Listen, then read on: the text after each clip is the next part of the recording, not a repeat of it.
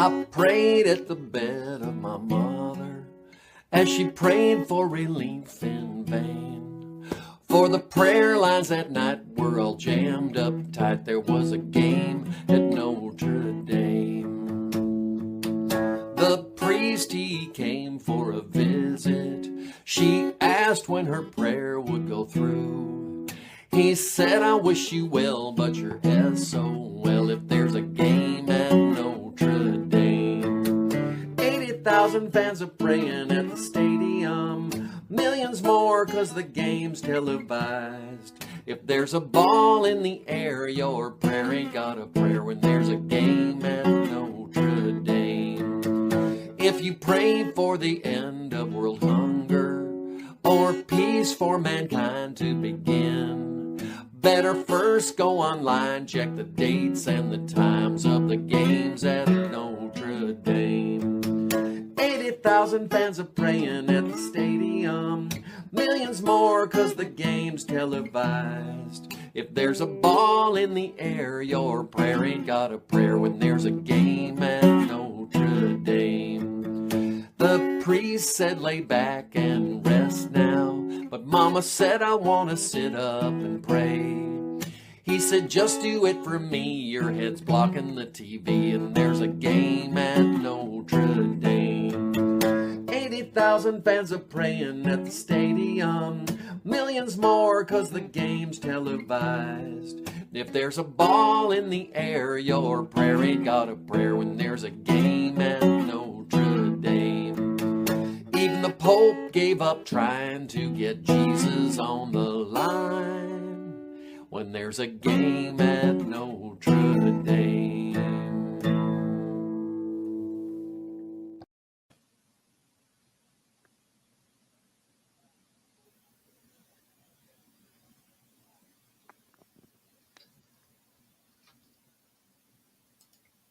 What's up, everyone? I am Sean Moerty, the Two Irish Brothers, and welcome aboard to our special guest, the one, the only, the biggest Georgia Bulldog fan that I know anyway, Magnum.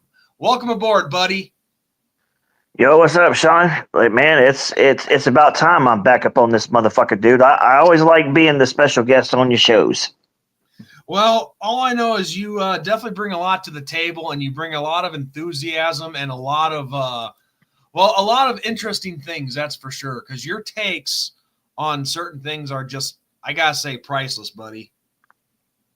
Well, I like to think, I have a certain way I view things.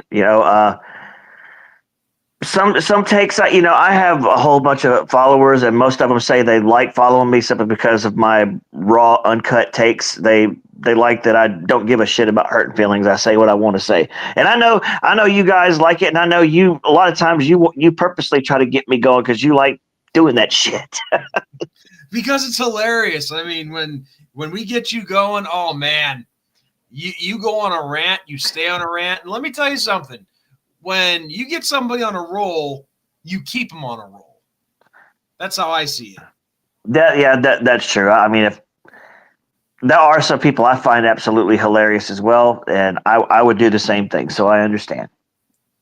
Hey, speaking of hilarious, do you think our buddy Mikey's going to show up tonight? Fuck no. I even messaged that twat waffle on Facebook, and I don't know if he checked it or not, but I know damn well I didn't get no reply or whatever. I'm just like, hey, dude, come on over to the Two Irish Brothers show tonight. Well, I know for a fact that he got it because one of the posts that he made on X was, wow, that's crazy. That's borderline stalking right there. No, it's not. I sent out a good old-fashioned friendly invitation. That's all it was. It was just like, because I kid you not, all I said was, show up tonight to the Two Irish Brothers show, and I left a smiley face emoji. I didn't talk no shit or nothing. That's all I sent him. Oh, I believe it. I definitely believe it. So we got it. The ticker says we have one person watching so far. There could be more. I don't know. I really don't know how accurate this thing is, But listen, for those of you who don't know what we're talking about, let me bring you guys up to speed. So with the the college football playoff brackets being set, a lot of emotions running high right now with all 12 fan bases, I'm sure. But of course, right now I'm only focusing, no disrespect to you, to the Bulldogs, Magnum, but right now I'm only focusing on Notre Dame, and well, of course, we got Indiana in the first round. Well, as you should. I mean, that's your game right now. That's what you should be focusing on. Yes, of course, absolutely. And naturally, of course, you're going to have Indiana fans showing up all over social media, which ironically, they weren't on social media until this week, it seems like. And so naturally, of course, a lot of these IU fans are starting to get really cocky, really arrogant. They think they have us beat already, pretty much, and they like to run their mouths. But that's social media in general. I mean, Mags, you've seen it plenty of times. People get cocky, they get arrogant, and yeah, Texas fans, fuck y'all. No comment on that, but I believe it. So, anyway, long story short, had a guy on X earlier come to the page of an Irish fan that Ben and I follow on there, and starts running his mouth saying Notre Dame didn't do this, the weak schedule, joining conference, all that same mumbo jumbo that we always hear. So I called the guy out, and dude's name is Mikey. And Mikey didn't really like that I called him out too much. And so, and the thing is, Brandon, I'm sorry, Magnum. But it does dude, you know what? At this point, you could just call. I mean, dude, I got my real name plastered on my avatar now. It's like I don't strictly go by my TTC persona anymore, so you could just use my real name, dude. I don't care. Okay. Well, I mean, I know you had it posted there, but still, out of respect to names, and let's face it, your screen name is pretty cool. But anyway, I digress. So yeah, the guy likes to bring up the usual stuff. It put down Notre Dame, and he's just like, "Come and see me in 10 days after the game's over with." I'm like, "Oh, you mean after we beat you?" So yeah, it just got to a back and forth like that, and the guy started running his mouth, and well, I guess technically I kind of got a little personal first. I'll be fair, but that's just me though. And Magnum, you've known me a long time, and you've known Ben a long time. We're different. Myself, I'm kind of more aggressive, and I'm not afraid to call people out, and and Ben doesn't always like to do that, and I respect that. But sometimes with certain people out there who decide to get brave online, you got to let them have it. And so back and forth all day with this guy, which, it got to the point where I'm like, you know what? I hope this guy comes on. Please, Mikey, come to the show. We will let you on here. We'll let you ask questions, make comments, anything. He says no. Doesn't have the balls.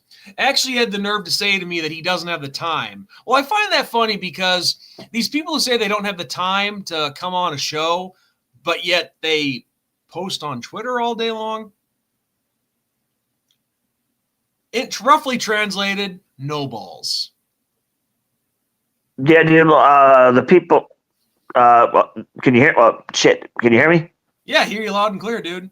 Okay, I didn't know if my mic was fucking mute or not. Anyway, no, the people that just constantly post like that on Twitter, Facebook, whatever, and when you tell them, it's like, oh, hey, you know what? We got this show. Let's, come on over. Let's hash this out. And if they don't do it like that, dude, those are the people that like they'll freeze up, like they don't know how to talk to you mono like live, like me and you are doing right now. They want to talk shit on a goddamn keyboard and act like they're all big and bad. But the moment it's like, hey, you know what? We got a show tonight. Come on over and, let's talk it out. Like, oh shit, no, I don't have the time. You guys don't even get a lot of views. Y'all ain't worth my time. No, dude. Yeah, you're just a straight up bitch. That's all it is. Pretty much. And I know I probably shouldn't be doing this right now, but hey, to be fair, this is public. The dude made this public. But here's who we're talking about. And you can see the screen, right, Mags? Yeah. Okay. This is who we're talking about. Okay.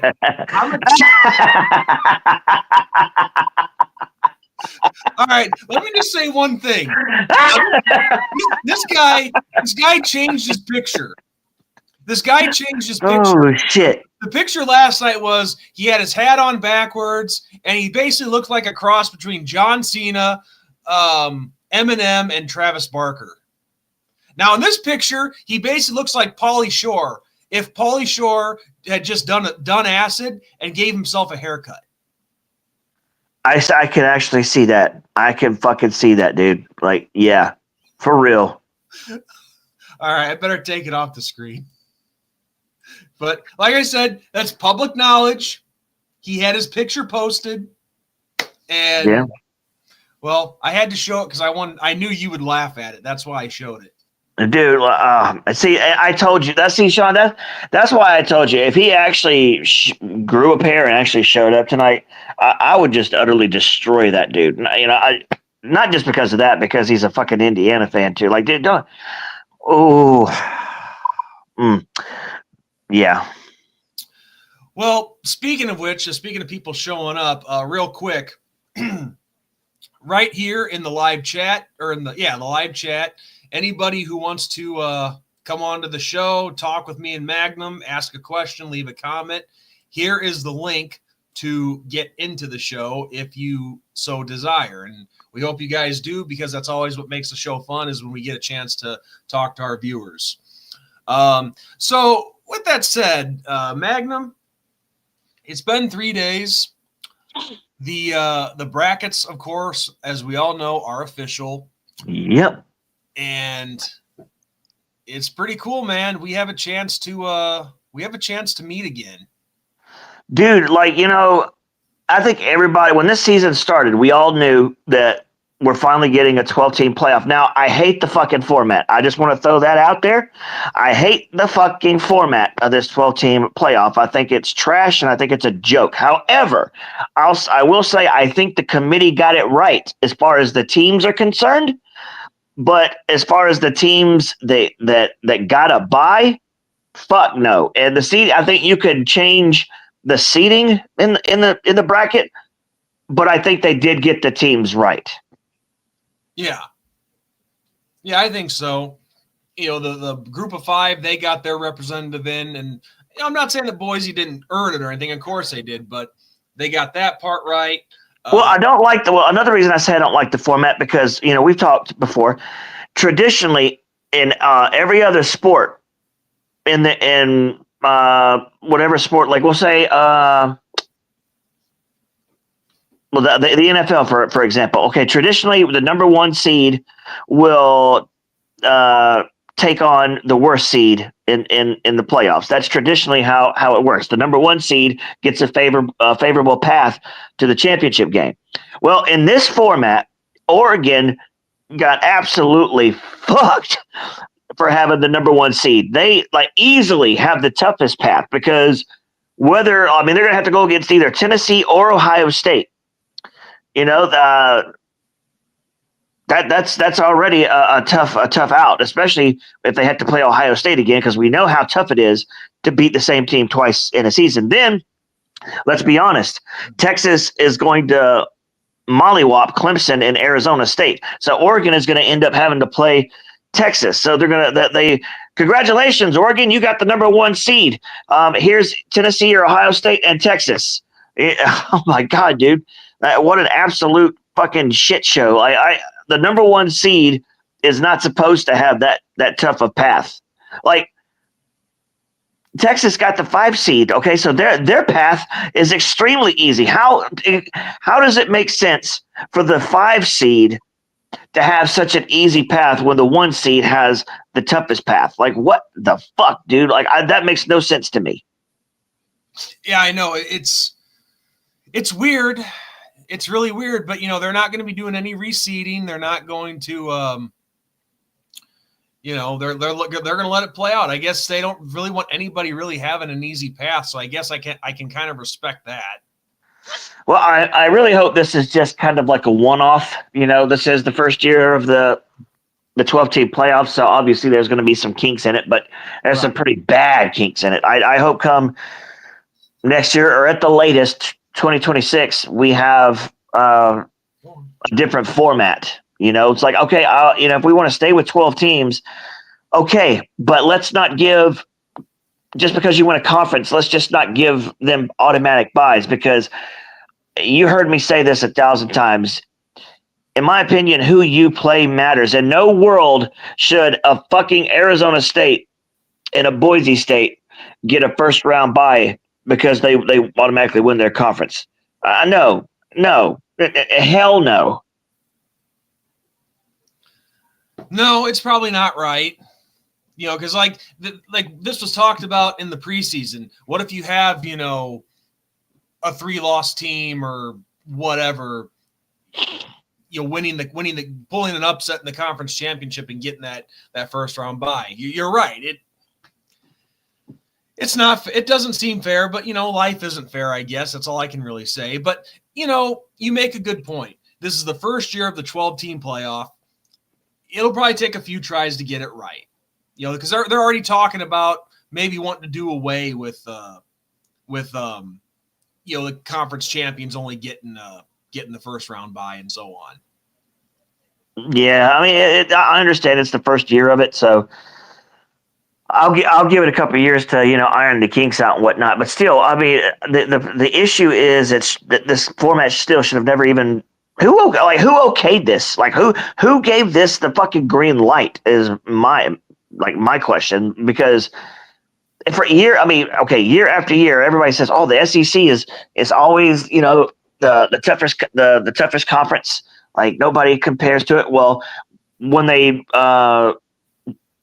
everybody started going to different conferences. Now the Big Ten, is when you look at it from top to bottom, it can for the most part it can compete with the SEC now.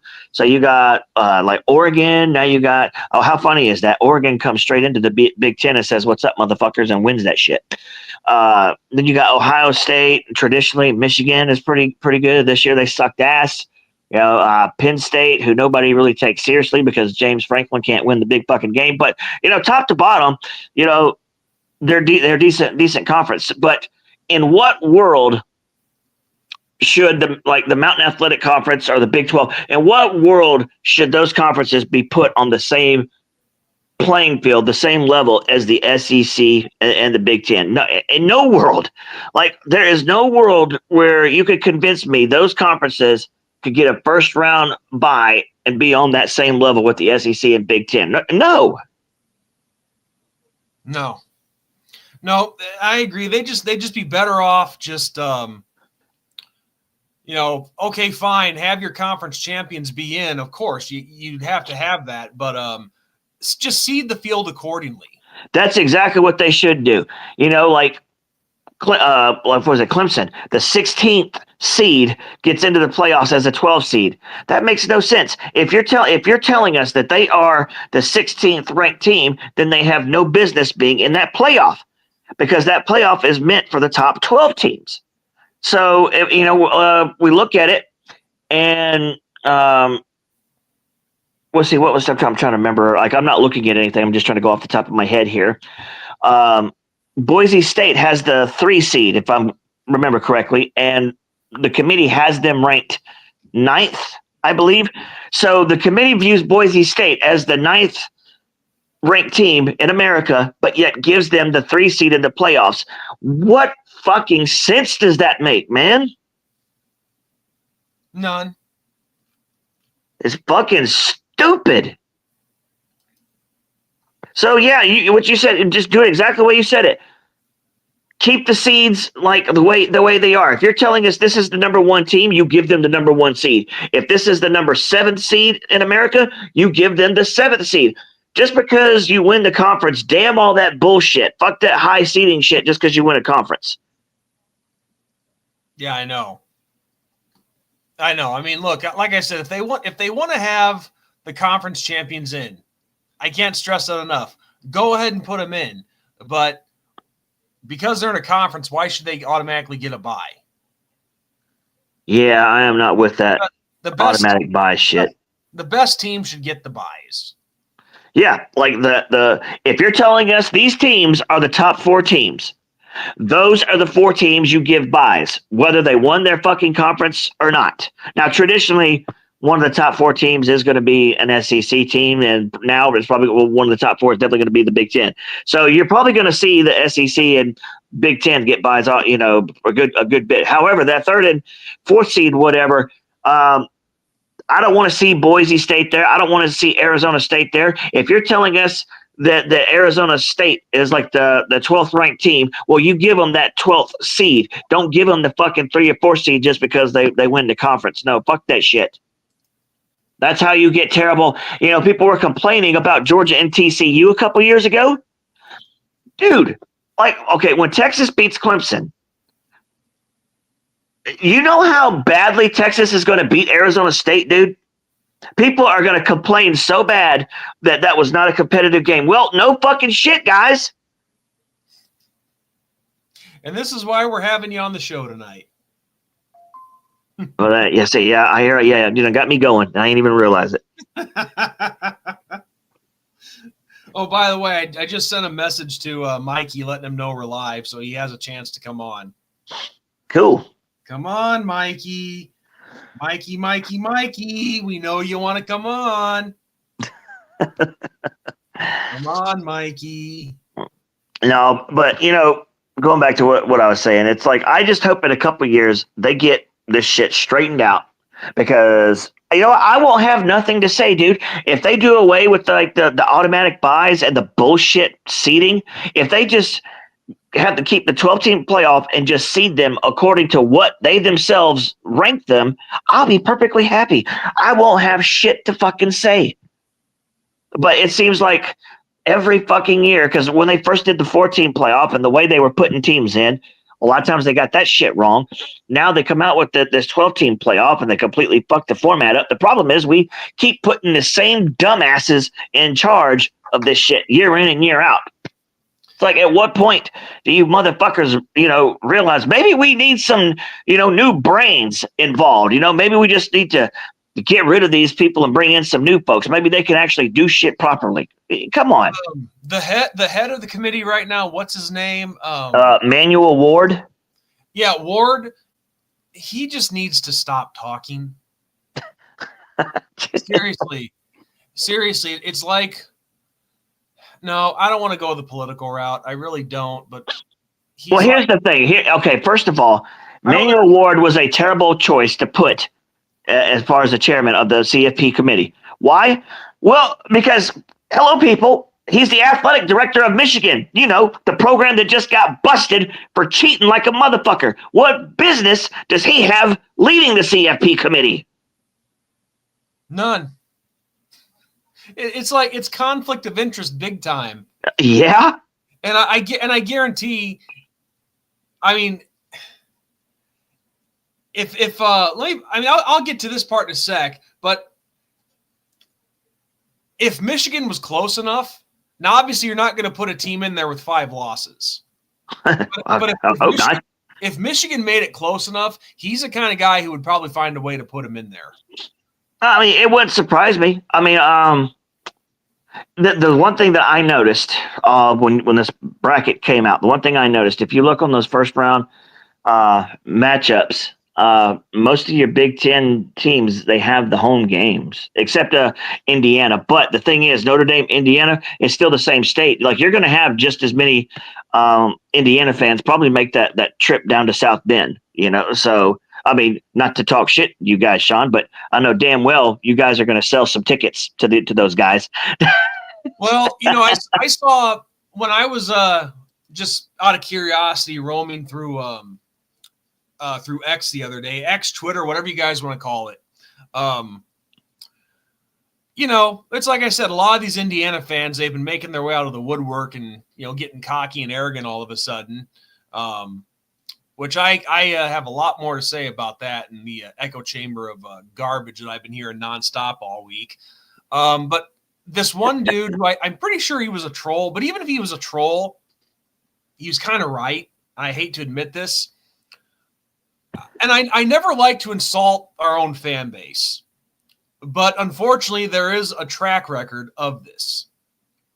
You know, you and I have discussed it many times in the last 6-7 years. But a lot of our fans and even the alumni, they care more about making a buck than they do supporting the team. And we've seen it happen a few times. I mean, when you guys came in 2017, dude, till this day, I cannot believe that. Like, I always knew we traveled really well. That was never a question. But dude, seeing South Bend, seeing that sea of red in South Bend was amazing to me. I couldn't believe what the fuck I was looking at, dude. I could not believe South Bend was fucking redded out like that. Well, and then there was one guy, one of our fans, that said, that's just one end zone. Here's the rest. No, it wasn't just one end zone. Well, let's just say that. Let's just go with that for a sec. Let's just go with that. If one whole end zone, that's still way too damn much. True. No major program would ever let that happen. But just, unfortunately, like I said, you have some people that care more about money than supporting the team, and of course, I tell people about that. Hell, my own brother, he has no problem with it. He's like, it's their property, Sean. They can do with it whatever they want. Well, then maybe they're not true fans then. No. Because if you get season tickets just to make money off of it, then I'm sorry, screw you. I have a cousin who does that. He buys season tickets to Notre Dame. Well, actually, he might not do it anymore. He might not buy season tickets anymore. So I could be wrong on this, but I know he used to. He would buy season tickets just to sell them and make a profit. Yeah. Well, I mean, so is that concern there? Yes, absolutely. But at the same time, to be fair though, compare the Georgia fan base to the Indiana fan base. I would say the Georgia fan base is a lot more national than Indiana. Well, we're also bigger. We also travel very well. Indiana, the thing here, it's a little different, I think, because South Bend, the campus of Indiana is not too far from South Bend. That's I think that's the difference. It's like they don't have to travel too far, so I could see them actually showing up pretty good. With Georgia, fuck, dude, look, man, back in 2008 when we went all the way over to fucking Arizona State, I was one of the ones that made that travel over there. That was even before the TTC days. Like, Georgia fans, we have always fucking traveled, no matter where we go. We're just that damn big and we're just that damn committed. But I will give you that. Indiana, they are a much smaller fan base. I really, honestly, dude, I really don't see probably a whole lot of them actually showing up in the stadium. I think they'll probably show up to the area, but actually getting into the game, I don't know if we're going to see what Georgia did that night. I don't think Indiana is capable of that.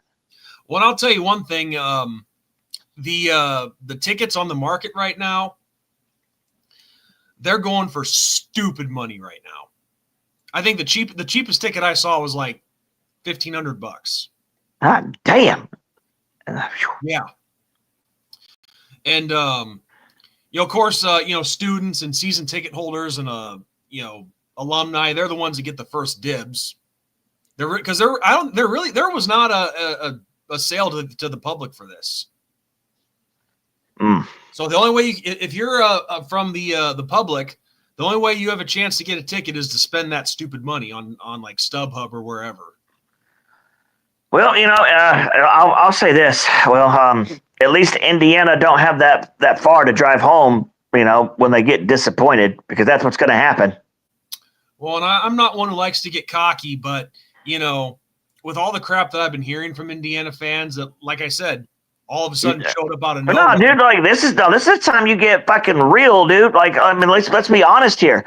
Indiana has played trash all fucking year.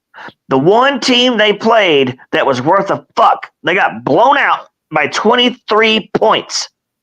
Yeah. They look Indiana. Quite frankly, there is. I mean, if you ask me, there is an argument that you could have made to keep Indiana out of the playoffs simply because of their shit schedule and the one team they played, they got fucking blasted. But the committee, left them in. But in my opinion, you could have made an argument to keep them the fuck out. But that's just me. Look, it is a home game for Notre Dame. I see Indiana getting absolutely obliterated here because now Notre Dame did lose to Northern Illinois, so let's go ahead and get that out of the way. Yes, they lost Northern Illinois. But, Sean, you remember me talking at the beginning of the season. I fucking called it. I said, if you guys beat Texas A&M, you're going to the playoffs. You did. Because Texas A&M, while they have been disappointing this season, I thought they would be better than what they were. Those guys always bring a great defense to the table. And Notre Dame got immediately tested early. And they came through with that win. And after that, I fucking knew it. You guys were going to go to the playoffs. Now, granted, I think it would have helped your resume if USC could have been better than what they were. And hell, even if USC was as good as the last couple years, dude, then it would have boosted your resume. But even though some people may laugh at this, I think that it's not great, but it still has to be said. Army won the AAC. They had one loss on the year, and that was to Notre Dame. Now, is Army a powerhouse? Absolutely not. No. They're not a powerhouse, but they had one loss, and it was to Notre Dame. So there's that. I like when you look at the schedules played, like it's really, really, I don't think there's much comparison at all. Like Notre Dame played the tougher schedule. Well, and that's just it. Getting to the schedule. Let me just say this about Indiana's schedule, first of all. Of all 12 opponents, 8 of them have losing records. Oh, yeah. Like I said, they played trash. They pretty much avoided all of the big dogs in the Big Ten. Yep, just like Texas avoided all the big dogs except us in the SEC. They had a very weak non-conference schedule. And here's the thing. I'm not saying that our schedule was the most grueling. It wasn't. I'd be kidding myself if I said otherwise. But what Notre Dame has, and I give them props for this, because we do it all the time. Like we started this year off with Clemson. 22, we started off with Oregon. 21, we started off with Clemson. You guys started out with a pretty decent out-of-conference opponent right out of the fucking gate, week number 1. You guys got tested immediately. I really respect teams that are willing to do that. Yeah. Yeah, I appreciate that. That's kind of you to say that. But also with A&M, real quick, their head coach Mike Elko, he used to be our defensive coordinator. Oh shit, I did not know that. But then again, I'm not big on your past coaches and everything. So, but I don't keep up with Notre Dame like that. But shit, I didn't know that. I wouldn't expect you to know that. So that's cool, dude. That's cool. So all I know is with a good defense, I wasn't surprised that we saw a good defense because that guy knows what he's doing. But here's the thing with our schedule. Despite it not being the most grueling in years, we still have beaten 4 ranked opponents. Yeah. I think of all 12 of our opponents, I think 9 of them are bowl eligible. I could be wrong on that, but I'll have to go back and look. As far as saying you beat bowl eligible teams, we have to be really careful with that because you could qualify for a bowl with just 6 wins, and just beating a 6-win team, I don't view that as that impressive. But no, I got you. I'm just saying for the sake of argument here is all. But I understand where you're coming from, absolutely. But one stupid thing that I've heard from a lot of these Indiana fans this week is them saying, no, you didn't beat only three of the 4 ranked teams you've beaten, or you only beat 1 ranked team because the other 3 dropped out. I really question the stupidity of people sometimes. It is mind-boggling. Yes, I know Texas A&M, Louisville, and Navy have dropped out of the top 25. But they were ranked when we played them. And guess what? The committee still recognizes that. So it just makes me wonder how stupid are some of these people? People use that argument just to fit their narrative on certain things. It's a reach.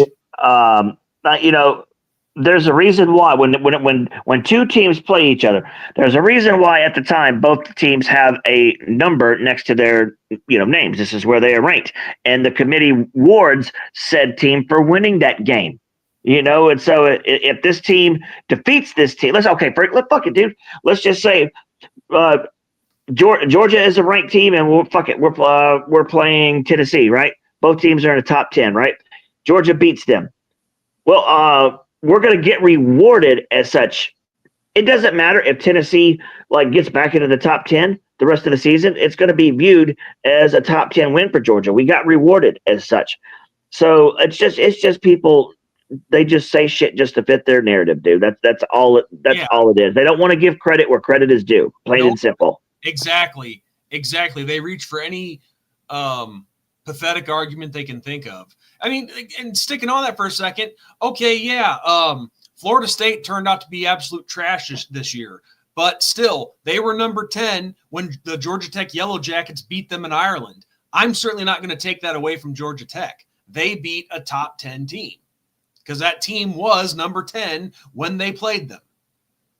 So as far as I'm concerned, Georgia Tech gets credit for beating a top 10 team. Well, I mean, let's just throw that game out the window. Just throw that game out the window. If you just watch Georgia Tech for the rest of the season, not even paying attention to that game, Georgia Tech was not a bad football team this year. No, they weren't. They are much improved from where they have been in years past.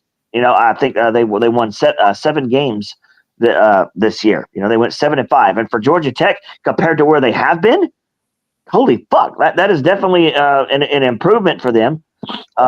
It was a physical game when we played them. It was a damn tough game when they played you guys. That dude, that's the game of the year, dude. In college football, that's the game of the year. Eight overtimes. And what's funny? People wanted to give Georgia shit for going 8 overtimes with Georgia Tech. First of all, Georgia Tech is not a terrible team. I don't know what the hell y'all been watching. This is not the same Georgia Tech of years past.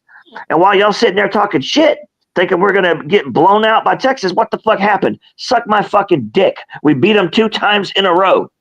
SEC champions. Fuck you guys. I'm sorry, Sean. You were saying I got going again. This used to be a family show.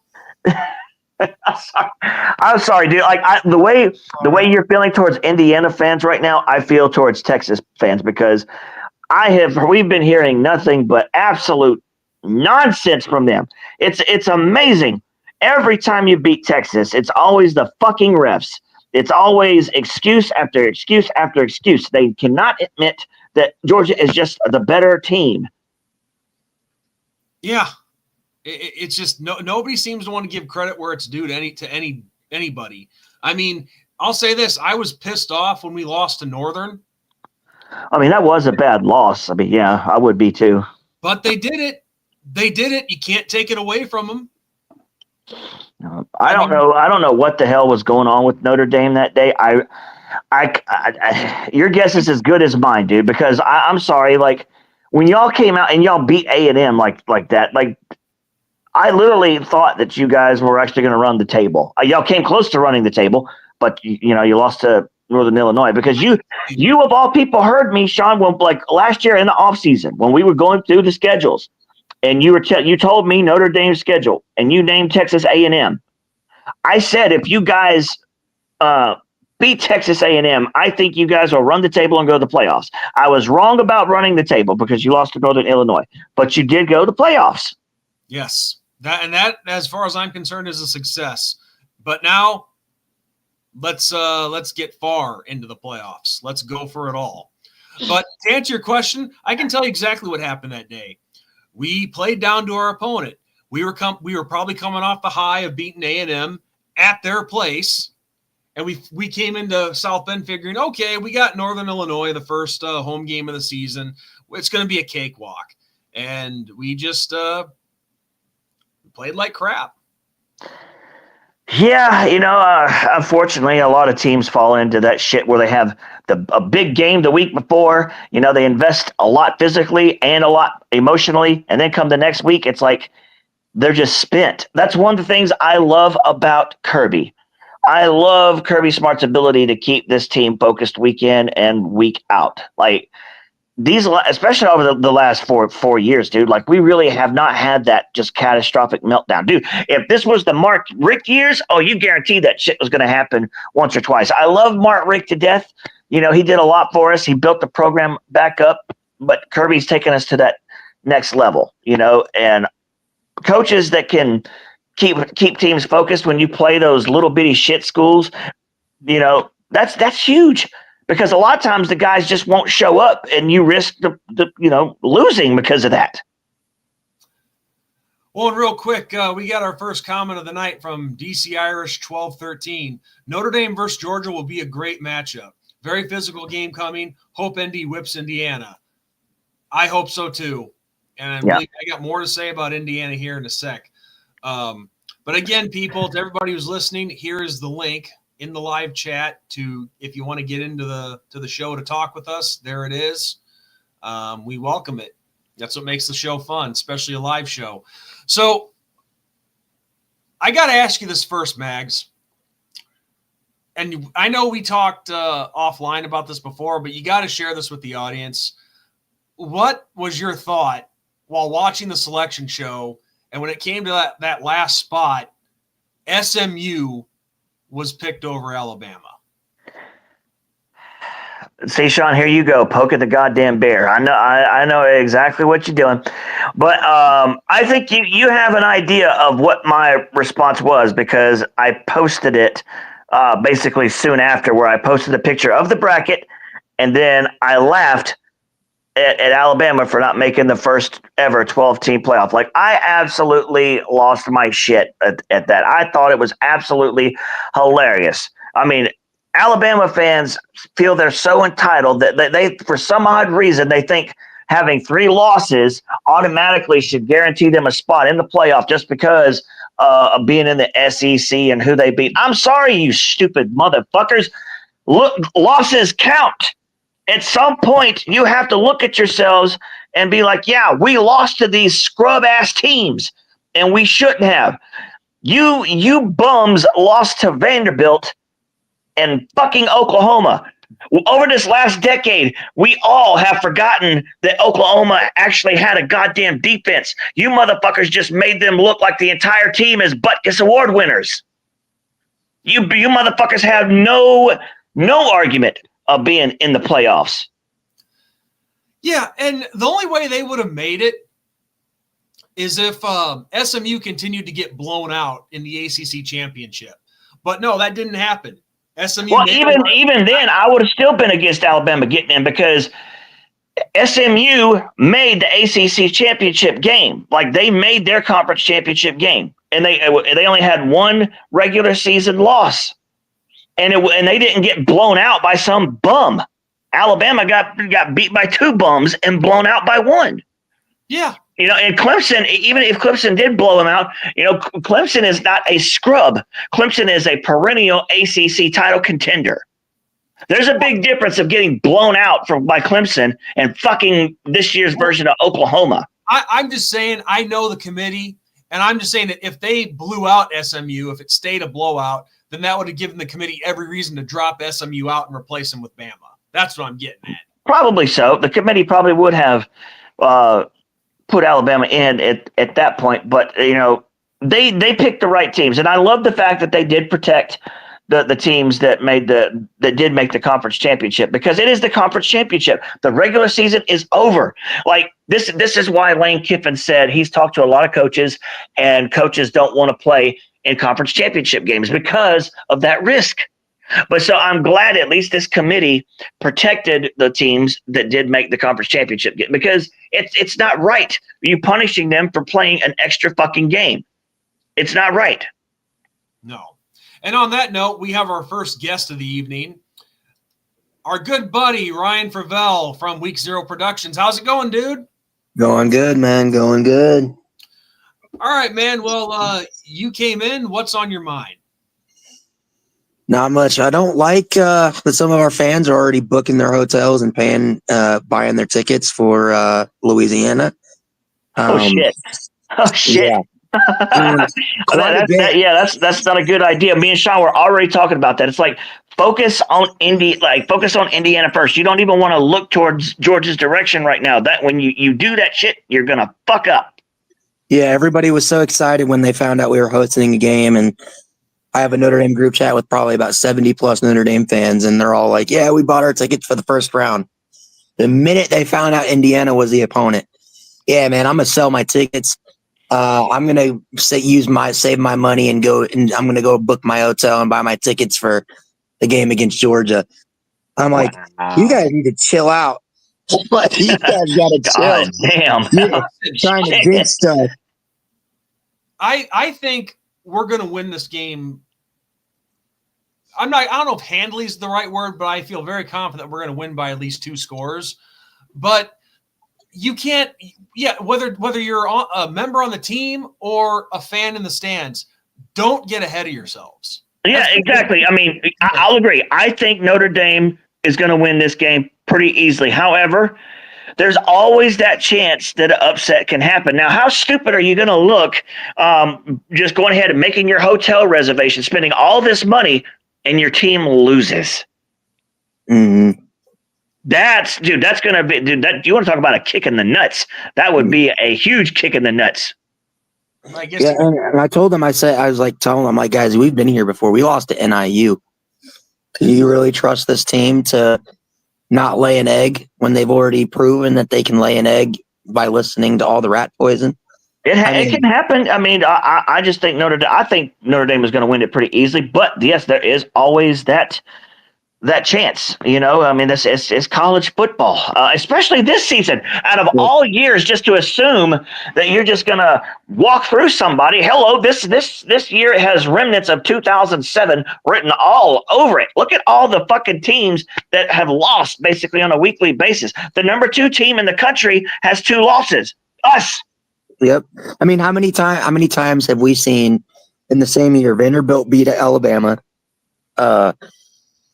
Georgia Tech take Georgia to 8 overtimes in Athens, by the way. Notre Dame, losing to NIU, Texas, Texas. Well, I don't even go Texas because they haven't played nobody. Hold on now. They played you guys, and they got curb stomped the first time, and the second time they lost to a backup quarterback. Yeah, thank you. Well, actually, Magnum here likes the backup quarterback. I love him, dude. Like Gunnar Stockton is actually he played high school ball about 45 minutes from me. Like I know all about Gunnar, dude. Like Gunnar is a motherfucker. People do not understand what they're about to see. Yeah, I still don't understand why. I mean, because there's been a lot of people, and I'm sure you've seen it, Sean. You're on social media. I don't like it. There are a lot of people that are just like penciling in Notre Dame in the national championship, and I'm like, hold up. Look, if there's one person you don't want to piss off, that's Kirby. Do not give Kirby any material. Exactly. That's why I said that, Magnum. I said, I think what it is all these people, because there was like 6 ESPN writers, some big ones like Adam Rittenberg. They're like, yeah, Notre Dame's going to make it to the nationals. And then, when they explain it, they're like, yeah, Georgia doesn't have Carson Beck. I'm like, that's terrible analysis. And I'm like, what you guys are trying to do is you're trying to purposely give Kirby Smart bulletin board material. Like, we want to be the underdogs. Pick Georgia, please. Yeah, you do not want to give Kirby any kind of bulletin board material whatsoever. That is the last fucking thing you want to do. Can we not learn from Indiana's head coach, Kurt Cignetti? Oh, we're talking about how they're better than us because they didn't lose to NIU? Yeah, crying because they're not ranked higher than us. And what else did he say? Yeah, just basically throwing a shit fit because they're not ranked higher than us. They should be hosting. Yeah, we lost to NIU. Just the same echo chamber bullshit that I've heard nonstop all week. It's like, hey, if you want to be ranked higher than us, beat Ohio State. Well, yes, that, but also have a stronger strength of schedule. Don't off or a non-conference schedule too. Well, the thing about Kurt is I don't like him at all. Like, I don't like his arrogance. Look, Indiana is a feel-good story, good Cinderella story. It's a team that came out of nowhere, is having a great season. Awesome to see. Dude, but the moment I listened to him talk, I'm like, oh my God, I hope you get your asses motherfucking murked. Like, I can't stand his arrogance. He's talking like Indiana is like the best thing since fucking sliced bread. And I'm like, dude, you motherfuckers are nobodies. You came out of nowhere this year. And Well, so the crazy I part really, is, not only do I think Notre Dame is going to win, I want to see Notre Dame beat the ever living shit out of those people. the crazy part is though, Magnum, for the most part, I mean, everywhere he's been, he's done this. Like, was it during Big Ten media days? He showed up and he said, I'm going to tell you something. We're going to make the college football playoff and we're not afraid of anybody in the Big Ten. Okay. And everybody's like, oh yeah, everybody's like laughing at him. Well, there you go, 11-1. The only loss they had was to Ohio State. They did beat the two teams that played for the national championship last year. So I mean, and then when he's at JMU, he kind of did the same thing when he got the job. He's like, we're going to win the Sun Belt. My first couple of years, they would have been if they didn't have that dumb rule where you can't play for your conference title game for the first 2 years if you hop up from FCS. But he's a coach that talks a lot, and most of the time he backs it up, give or take a few games. Well, see, like, I understand, like, some coaches, they've earned the right to have that aura of arrogance about them. Some coaches have earned that shit. Yeah. But that motherfucker right there, like, he has literally done fuck all to have that sort of aura of arrogance about him. Like, dude, you literally have done nothing. You just came out of nowhere with Indiana, and the one team you played, you got bent over, and Ohio State took a walk up your strata chocolata to the tune of a 23-point ass whooping. Okay, I'm making a highlight reel of just Magnum talking. I'm sorry. Don't be sorry. It's great. It's great. I just get going, and I don't think about what I say, but I mean that's just how I feel on at least towards Indiana, and that I love the raw emotion. I love the raw emotion. Magnum, what did you think about? What did you think about Freeman's response to Coach Signetti? Comments about NIU, where he's like, "Yeah, I had to Google him." Well, see, like, you know what? I wish I would have seen that live, because I would have laughed my motherfucking ass off at that, because that, to me, that's the perfect comeback. That's basically saying, who are you again? Who? I 100% agree with it. Like, well done. And Sean, I have family members that work inside the athletic department. One of them is the academic advisor for all the the sports programs. So he hangs out in the Goog sometimes. Yeah. He was telling me all week, Freeman has had that clip of what Signetti said playing on repeat, on loop in the Goog all week long. So the players have had to listen to it nonstop. Well, that's what I'm talking about. He's just adding more fuel to the fire by even opening his mouth. Look, just because Notre Dame made the playoffs doesn't mean they still don't have a chip on their shoulder. So did you see how they looked when during the reveal show, when they showed Notre Dame and where we are in the bracket? Like every other team that was shown, they're like clapping, jumping up and down. Our guys were like clapping. But not only that, y'all were just sitting in chairs, like doing nothing. Like Clemson was like out there having pizza parties and shit, and Notre Dame players are just sitting there in chairs clapping like it was all business. But you know what? I can respect that, because at least they were acting like they've been there before. And the thing is, if you look at Freeman's expression when he saw that we were 7, oh, that was a man that looked pissed. That was a man that felt disrespected that we dropped. And I get it. Like, I get the whole conference championship thing. Well, here's look, okay, I will say this as far as the whole seeding goes. Texas had no business being that 5th seed. Like, I don't give a shit if they are the SEC runner-up.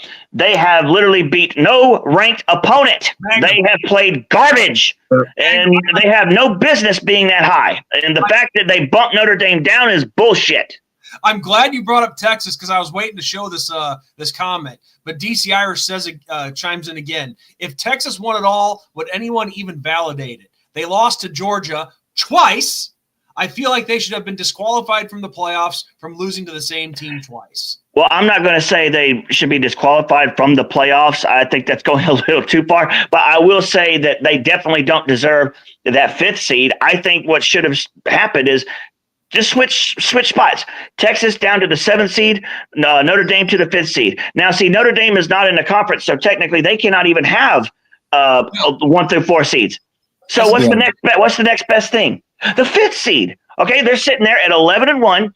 You know, they got some good wins under their belt. They haven't played utter trash all season. Yes, they got that loss to NIU, but let's be real. Every team out there besides Oregon has losses. Every goddamn team. And so I think Notre Dame should have stayed in that 5th seed. And half the teams inside the top 10 have terrible losses. So I mean, everybody has been upset this year. But like my argument was, if you look at Texas's resume and you go off of Notre Dame, by the way, and Magnum, I completely agree with you. The only reason Texas got the 5 seed is because they're benefiting off of the patch that they have on their jersey that says SEC on it. And the thing is, they played and it's funny listening to these assholes try to defend it. They played the worst SEC teams, and there's like, well, I thought every team in the SEC was good. No, motherfuckers, y'all played the bottom half. Like, whose dick did y'all suck? Because y'all avoided Alabama, y'all avoided Tennessee, y'all avoided LSU, you avoided Ole Miss, South Carolina, Missouri. Like, what the fuck? What mud valley did you stick your schlong up of? I mean, come on, man. Like, how the fuck did you pull that off? Magnum, did you see the graphic? I don't know if you saw it. A South Carolina fan made a graphic and put all the teams in the SEC that played at least 2 or more top 25 teams in the SEC this year. And then they combined it to Texas and UMass. UMass played more top 25 SEC teams than Texas did this year. That's just fucking pathetic, dude. Like that's some sorry ass shit right there. And see, that just proves exactly what I said. Texas did nothing, absolutely nothing to earn that 5th seed. And you're right. And you can ask Sean. I'm not one of these SEC homers that'll sit there and pull for all these other SEC teams. No, fuck every last one of you motherfuckers. Like, I am all about Georgia, and that's it. I hate my rivals, and I hate all these other fucking SEC teams. I don't give a fuck if you got that patch on your jersey or not. If you look like ass, I'm going to say it, and you don't deserve that 5th seed. Yeah, and the thing is, like, think about it. Texas's best win is what? Texas A&M? Yes, and then their next best win is fucking Vanderbilt. I'm sorry. If one of your top 2 wins is motherfucking Vanderbilt, there is not an argument you could put forward that I'm going to sit here and listen to. Get the fuck out of my face. Hey, you Magnum, you know what's even crazy? I was in a Texas space earlier today, and we were having the same discussion. They're like, well, I wouldn't even say Vanderbilt's our second best win. I was like, well, who's your second best win? They straight face, Magnum. Try to listen to this with a straight face. Well, we beat an 8-4 Colorado State team. Oh my God, no, dude, no, they did. There's no way they said Colorado State, dude. No way. Really?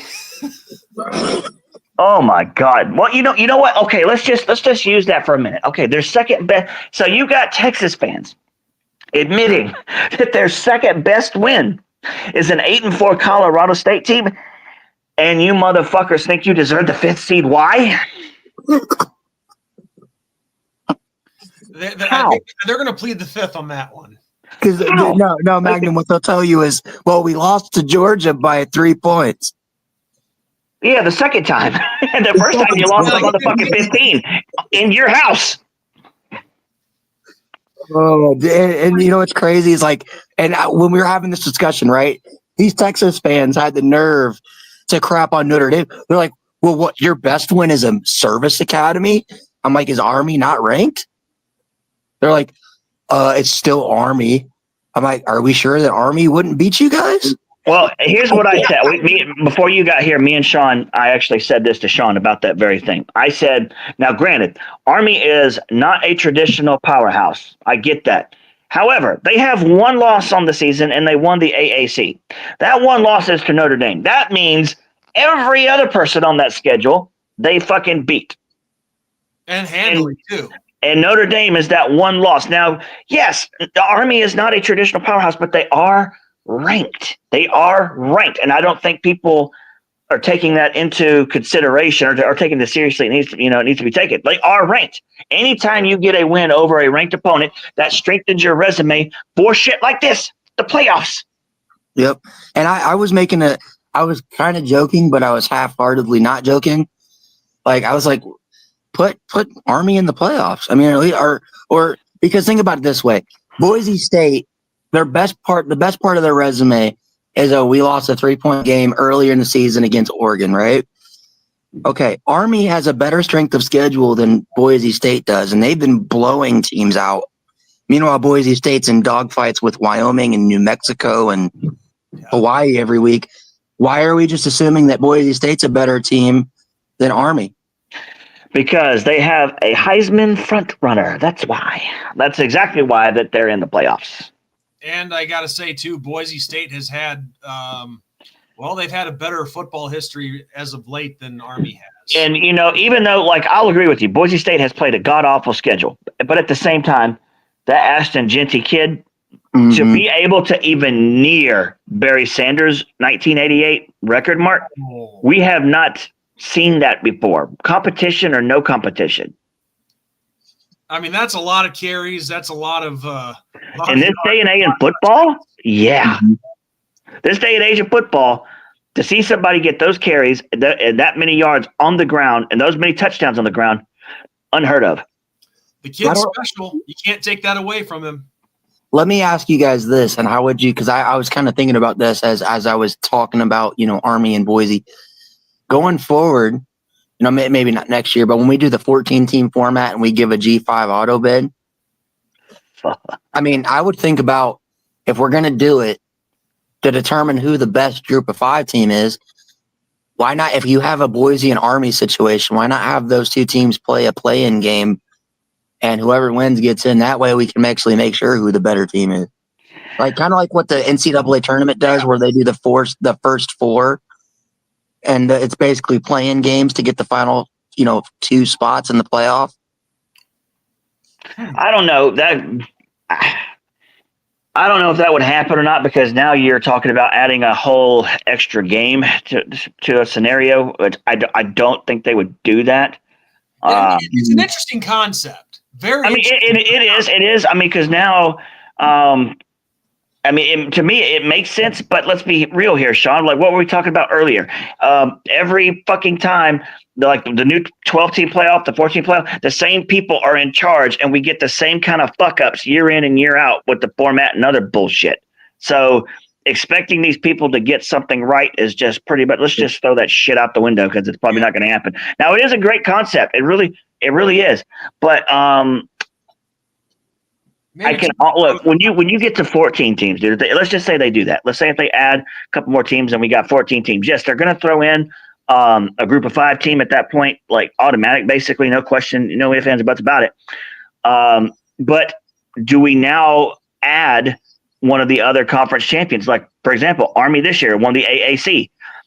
Do they get a bid now because they won their conference?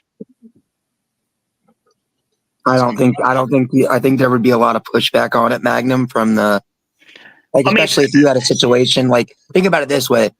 Could you imagine? It could be some push. You could do pushback now on 12 teams. Like, look at some of the teams we've got in here now. We can look at this bracket now. You got Arizona fucking State, a 3-loss Clemson team, and a Boise State in a first round bye. Can't we look at this shit and be like, God damn, this was watered the fuck down? Yeah.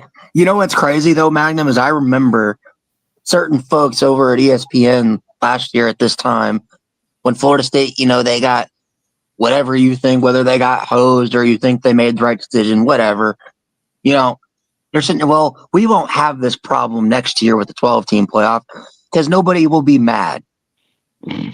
Here we are sitting a year later. Somebody to be mad. And Look at Alabama, Ole Miss, South Carolina fans are, cussing everybody out. I had a South Carolina fan get mad at me and say that we were never going to be them. And I'm like, yeah, right. We're never going to be out of the playoff.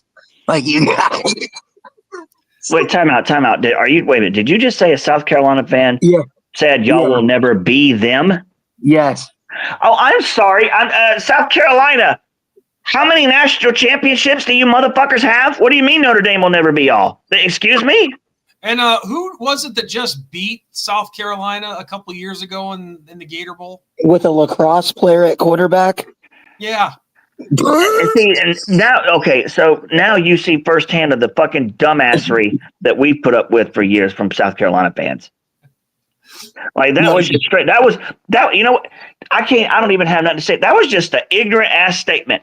Notre Dame will never be South Carolina. That shit. What a fucking ignorant statement. How the fuck is a team with no conference championships, no national championship? How the fuck are you going to say that shit to a team that has way more than you? Question: do you even want to be South Carolina? And you know what's crazy though, Sean, is that because like kind of like that Magnum I talked about earlier, where you get those SEC fans that like Alabama. It's actually sickening to me to think about because I respect Magnum because he doesn't sit here and be like, oh, he's a part of my conference, so I'm going to go die on a hill for you. Oh, like, fuck all that shit, dude. Alabama. It was so sickening to see Alabama, South Carolina, and Ole Miss fans holding hands and like rioting together.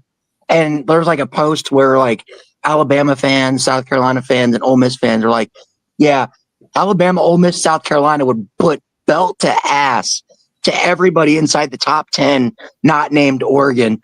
And I'm like, excuse me, did you do that to Oklahoma, Vanderbilt, Kentucky, Florida? Like, are you sure they were holding hands and not something else? They might have been doing something else, Sean. They might have, but no, this is how you get canceled, Sean. But I can't say nothing. I've done fucking went off the deep end too. If they haven't canceled us now, then we're not going to get canceled anytime. But no, you're absolutely right. Like I refuse to sit there and slob on the knobs of other SEC teams. Mainly, I'm going to tell Sean. You probably know this because I've told you before. But Ryan, like you look for years. I mean, for years, like back in '98 when Tennessee won the national championship, fucking Florida was winning national championships in the early 2000s. LSU was winning national championships. Then Alabama started. Everybody was giving Georgia shit. Every last motherfucker in the SEC. Like we were nothing but choke artists. 1980 this, joke after joke after joke. Now that we're winning national championships, now they want to start writing our coattails. No. Hell fucking no. You motherfuckers can fuck right off. We don't want you riding our coattails. We don't want your support. We're going to take it. You're going to fucking like it too. Kiss my motherfucking ass. Like, I don't want nothing from you idiots. You gave us shit for years. Kiss my motherfucking ass, motherfuckers. Well, then the fact that Ole Miss, specifically Ole Miss and Alabama fans, their claim to why they should be in is, well, we beat Georgia. So what? You know, I look. That's exactly what I've told Alabama fans on my page. Like, well, we beat Georgia. So what? Last I checked, a season is not predicated off one game. It's wait for it, the entire fucking season, assholes. Like every game you play has to be taken into account. I mean, I understand that we're your Super Bowl, and after that, the rest of the season, you literally blew ass chunklets. You lost to Vanderbilt. You lost to fucking Oklahoma. Guess what? That counts, dickheads. So no, you are. I don't care if you beat Georgia. You're not the better team this year. That's been proven. You know what their excuse is to that, Magnum, as well? It's hard to win on the road in the SEC. Oh yeah. Well, how did we go into Austin and straight up fucking mollywop Texas the very first time we played them? How? Like if it's that fucking hard, like we shouldn't have been able to go in there and just trounce them. No. The best coach team and the team that has the most ready players, they're the team that's going to win. The better team is going to fucking win. Simple as that. I got to say this since you brought it up. You know, they say it's so hard to win on the road in the SEC. So you mean to tell me it was really hard for Bama to lose to Vanderbilt at Vanderbilt? When it was basically an Alabama home game because it was like 90% Alabama fans? I don't care if it was 100% Vanderbilt fans. That should not be hard for you to go in there and win. They have their and scoreboard even after what Nick Saban said, that's what made it so hilarious. Nick Saban said every place in the SEC is tough to play on the road except Vanderbilt. Like, this motherfucker straight up disrespected Vanderbilt, and then 2 weeks later, those motherfuckers lost at Vanderbilt. I'm like, oh, that's why everybody was laughing at him. I'm like, wow, dude, like, this couldn't have been more perfect right now. All right, time out, guys. I got a comment to read here. Judy Pepper, Northwest Georgia here. Go Irish. Many family members are Dog fans. Judy, thank you for the comment. And you got a Bulldog fan here that I'm sure appreciates that. I'm not sure. Wait a minute. I'm not sure if I was reading that. She says she's from Northwest Georgia, but she says go Irish. She says many family members are Dog fans. So is she a Dog fan or is she an Irish fan? No, she's an Irish fan, but she said many of her family members are Dogs fans. So I figured you appreciate hearing that. Okay. I was a little wondering about it. I was like, wait a minute. Is she sounded like she was an actual Irish fan, being from Georgia. She's not an A fan. She just lives down in Georgia and has many family members who are Georgia fans. Okay. And I found it very entertaining on Twitter the other day when the Alabama athletic director came out and said, well, I guess strength of schedule doesn't matter anymore. I guess we might as well rethink our matchups with Notre Dame. You know what? Here you go, Ryan. I think you're doing this shit on purpose to fucking get me going. So let's look at their non-conference schedule. These sons of bitches play what? Western Kentucky, fucking Mercer, a bullshit Wisconsin team that ain't even bowl eligible. What the Florida? Fuck? What else are you got? Like what? I'm sorry, your out of conference schedule is already ass. What are you gonna do? Throw FCS East and FCS West? Like. What are you talking about, dude? Your non-conference schedule is already buns. Did you see, by the way, he got community noted by Twitter? Like, people it's like this thing where, like, if you put out false information, readers can add context to it. What? Yeah, so somebody reported his tweet as false information, and Twitter flagged it and said, to add context, Alabama didn't lose any of their games in the non-con. They lost them all in conference. Oh, wow. That's true. Like, this dude is sitting here complaining about, no, maybe we need a softer non-conference schedule. Well, yeah, first of all, motherfucker, your losses came within conference. And second of all, your out-of-conference schedule is already garbage. Like, what are you wanting to do here? I want to sit down in front of you face to face, and you tell me what the fuck your plan is for your out of conference schedule. Because from what I'm looking at right here, boy, your shit is already trash. So unless you're going to sit here, you're telling me you're going to replace Wisconsin with something like fucking Kent State, then what are we doing here, dude? What are we doing? You want all shit teams like that? Or you don't want to play no kind of Power 4 teams whatsoever? Is that what you really want to do? No, screw it. Just all Ivy League for their No. Sean, we'll go back to what it was like in the 1800s when Michigan was counting wins against the Michigan School for the Deaf and the Blind. Like, they'll do that again, I guess, for Alabama. They can go play all the deaf kids and all the blind kids and the surgeons. Yeah, because in the very early days of college football, yes, Notre Dame would play Rush Medical from Chicago. I swear to God, I looked up these old schedules from way back when. You would see Rush Medical from Chicago, and Notre Dame would be winning like 135 to nothing or whatever. What was it? Ohio State had one of their most the funniest thing was one of their wins was against the Ohio State Cricket Club. Like, they just played some random guys that played cricket and counted it as a win. Oh, you saw all sorts of stuff back then. You would see these colleges playing high school teams. See, look, y'all. I mean, I look, that shit back then. Like, a lot of shit from back then really needs to be questioned. And I'm actually surprised nobody has done this yet. And I mean, I'm just a fan. I'm a nobody, but I would love to get in front of a panel of people and bring up these kind of games you're talking about. And I also want to bring up the fact, let's discuss some national championships here, guys. Y'all were giving these motherfuckers out before bowl games were even played. Y'all awarded this team a national championship, and they turn around and got their shit pushed in their bowl game. You How know, the fuck is that right? Like, I got a lot of shit I want to question from back then. I really Well, do. Michigan, like 25% of Michigan's national titles, right? 25% of those came from 1901 to 1904. You realize how many teams actually knew what football was back then? Yeah, Notre Dame. back then, dude, football was still in its infancy. The game in general, dude, the forward pass wasn't even a thing. okay, here's another example of what you guys are talking about. So, yes, Michigan showed the University of Notre Dame how to play football in the beginning of the game. But what's funny about that? The first few times that they played us, they were scrimmages, like they were practices. But they counted them as wins, Sean. It still counts them in their record as official wins. And why does nobody question this shit? It's like people just take everything like they take it to heart. Like none of this shit is questioned. Oni Kuno, the Oklahoma fan on here, he's made a few videos talking about this, and I forget the teams that he named off, but I think Alabama might have been one of them. Actually, I could be wrong, but he said that that you would see back in the day 2 or 3 lost teams would get awarded national championships, or they would, at the very least, claim a national championship, and the reason is because those 3 games were played in bad weather. Well, and you know what else is ironic about that, Sean, is so Michigan, when college football was first invented, Michigan dominated, right? They taught Notre Dame how to play. We picked the game up very quickly.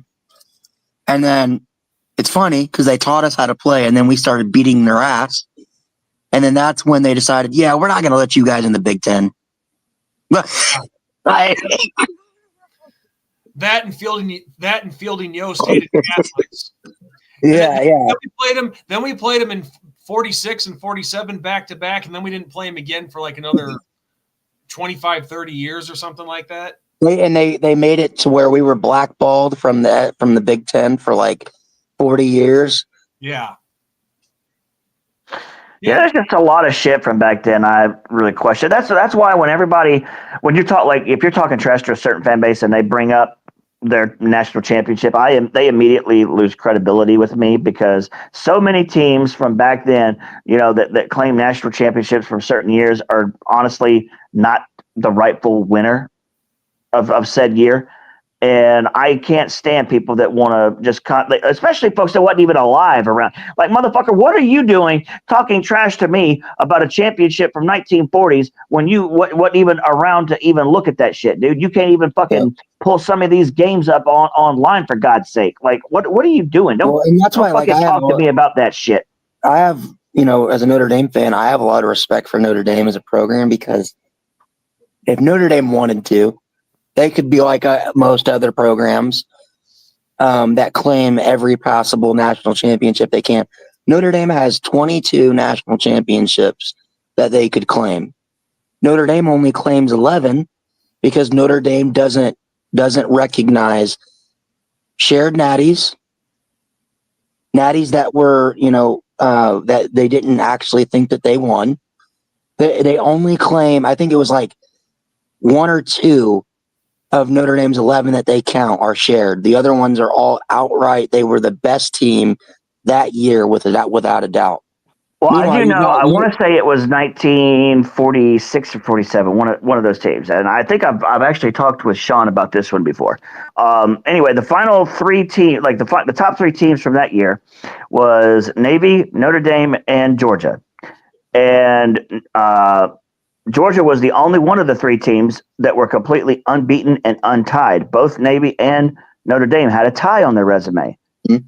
Okay, Georgia played in a bowl game that year. Neither Notre Dame or Navy played in a bowl game that year. Mm-hmm. Now, why? To me, that is probably one of the most clear shit days that Georgia should claim that national title. However, Notre Dame is the one that actually claims that title. Yeah, it's the same thing. That's why, like, when I say I go back and I look at some shit and I question it, that's exactly what I mean. And I'm not even going to use Notre Dame here. 1942. It's amazing the shit I fucking know. 1942. Now, Ohio State it actually claims that national title, but so does Georgia. But Georgia has a perfectly good reason why. In 1942, again, Ohio State did not even play in a bowl game at all. Georgia did, and they beat a top 10 at that year. What is that? I think that was North Carolina. I think North Carolina, UCLA, one of those fucking two. But anyway, it was a top 10 matchup, and Georgia won. And so therefore, Georgia, like actually the university itself, claims that national championship. And I think Georgia has a right to, because they played in the bowl game. They won a top 10 matchup when Ohio State didn't. So Georgia has a few that we claim, and there's one that like 40. I think it's 46. That one I think Georgia should claim, but they don't. So, but we're not Alabama. We're not out here fucking claiming a national championship for some dickhead over in New Orleans, like some weather dude or whatever that says you're national champion. Oh my God, look, this guy says we're national champion. Let's fucking claim it. Dude, you finished fucking 20th in the poll that year. What are you doing? Yeah. Like, I look at it this way, Sean, and this is like for me, right? Like, I've always thought that Notre Dame should have the right to claim, and technically they do, because the NCAA recognizes 1993 as a national championship, but Notre Dame doesn't claim it. That's one of those things where I feel like Notre Dame is justifiable to claim it because they beat Florida State. There's like, I know exactly. Dude, it's fucking crazy. I remember that year. See, shit like that, I can understand. And that's why I say you can go back and look at so many years, and you should really question some things. And I don't. There's some teams that claim national championships from said years that really have no business claiming those motherfuckers, dude. And you know that's why usually when somebody brings up a national championship argument, most of the time you just lose credibility with me, because first of all, that person wasn't even alive to see most of them, and second of all, has no understanding about how they used to award national championships back then. And I think that was such a huge flaw, awarding national championships before bowl games were even played. Like, who gave that shit the green light? Who said that was okay? And that's a lot what a lot of people use. Like, and I'm sure Sean has heard this argument too. It's like I got, we were arguing with Auburn fans for a while. Fuck it. Oh my God. Don't you do it. Don't you get me started with Auburn. And guess what? Guess what their whole thing is? Auburn's more relevant than Notre Dame. And I'm like, how? You guys haven't been ranked since 2019. Well, we have a national championship within the last 20 years. I'm like, congrats. What have you done since then? Well, we still have a national title from 2010. I'm like, okay, again, what have you done since then? Have you made the playoff? No. How many times have you played for the SEC title game? Once since then. How many 10-win seasons? One. And you guys are more relevant. Yeah, because we have a national title in 2010. Like, okay. Like talking to a brick wall. Dude, like I was literally going through that with Tennessee fans. I mean, don't get me started on Auburn. Sean will tell you my thoughts on Auburn. I don't even know if I need to get into that shit. I will fucking. You gotta tell Ryan the story from when you lived in Auburn. Dude, okay, all right. So when I used to live in that shithole of a town, I literally worked right there at Toomer's Corner, dude. Like right up the fucking street from Toomer's Corner, like a 20-second walk to Toomer's Corner. Okay, so, and I'm wearing my Georgia shit to work every goddamn day. I don't give a fuck if I'm in Auburn or not. So you can just imagine the shit that I heard on a daily basis when I lived there. I mean, every fucking day. And you want to talk about a sheer hatred for a town, for a program, for the people there. That's how I am towards Auburn. Like, if a nuclear fucking warhead found its way into that stadium, I would lose no fucking sleep on it. I can't stress enough how much I hate that motherfucking place. Like, I can't stand it. I want to say this was back in, I can't remember exactly what year, but it's around the time frame. I want to say it was 07 or 08. Anyway, LSU came to town to play Auburn that year.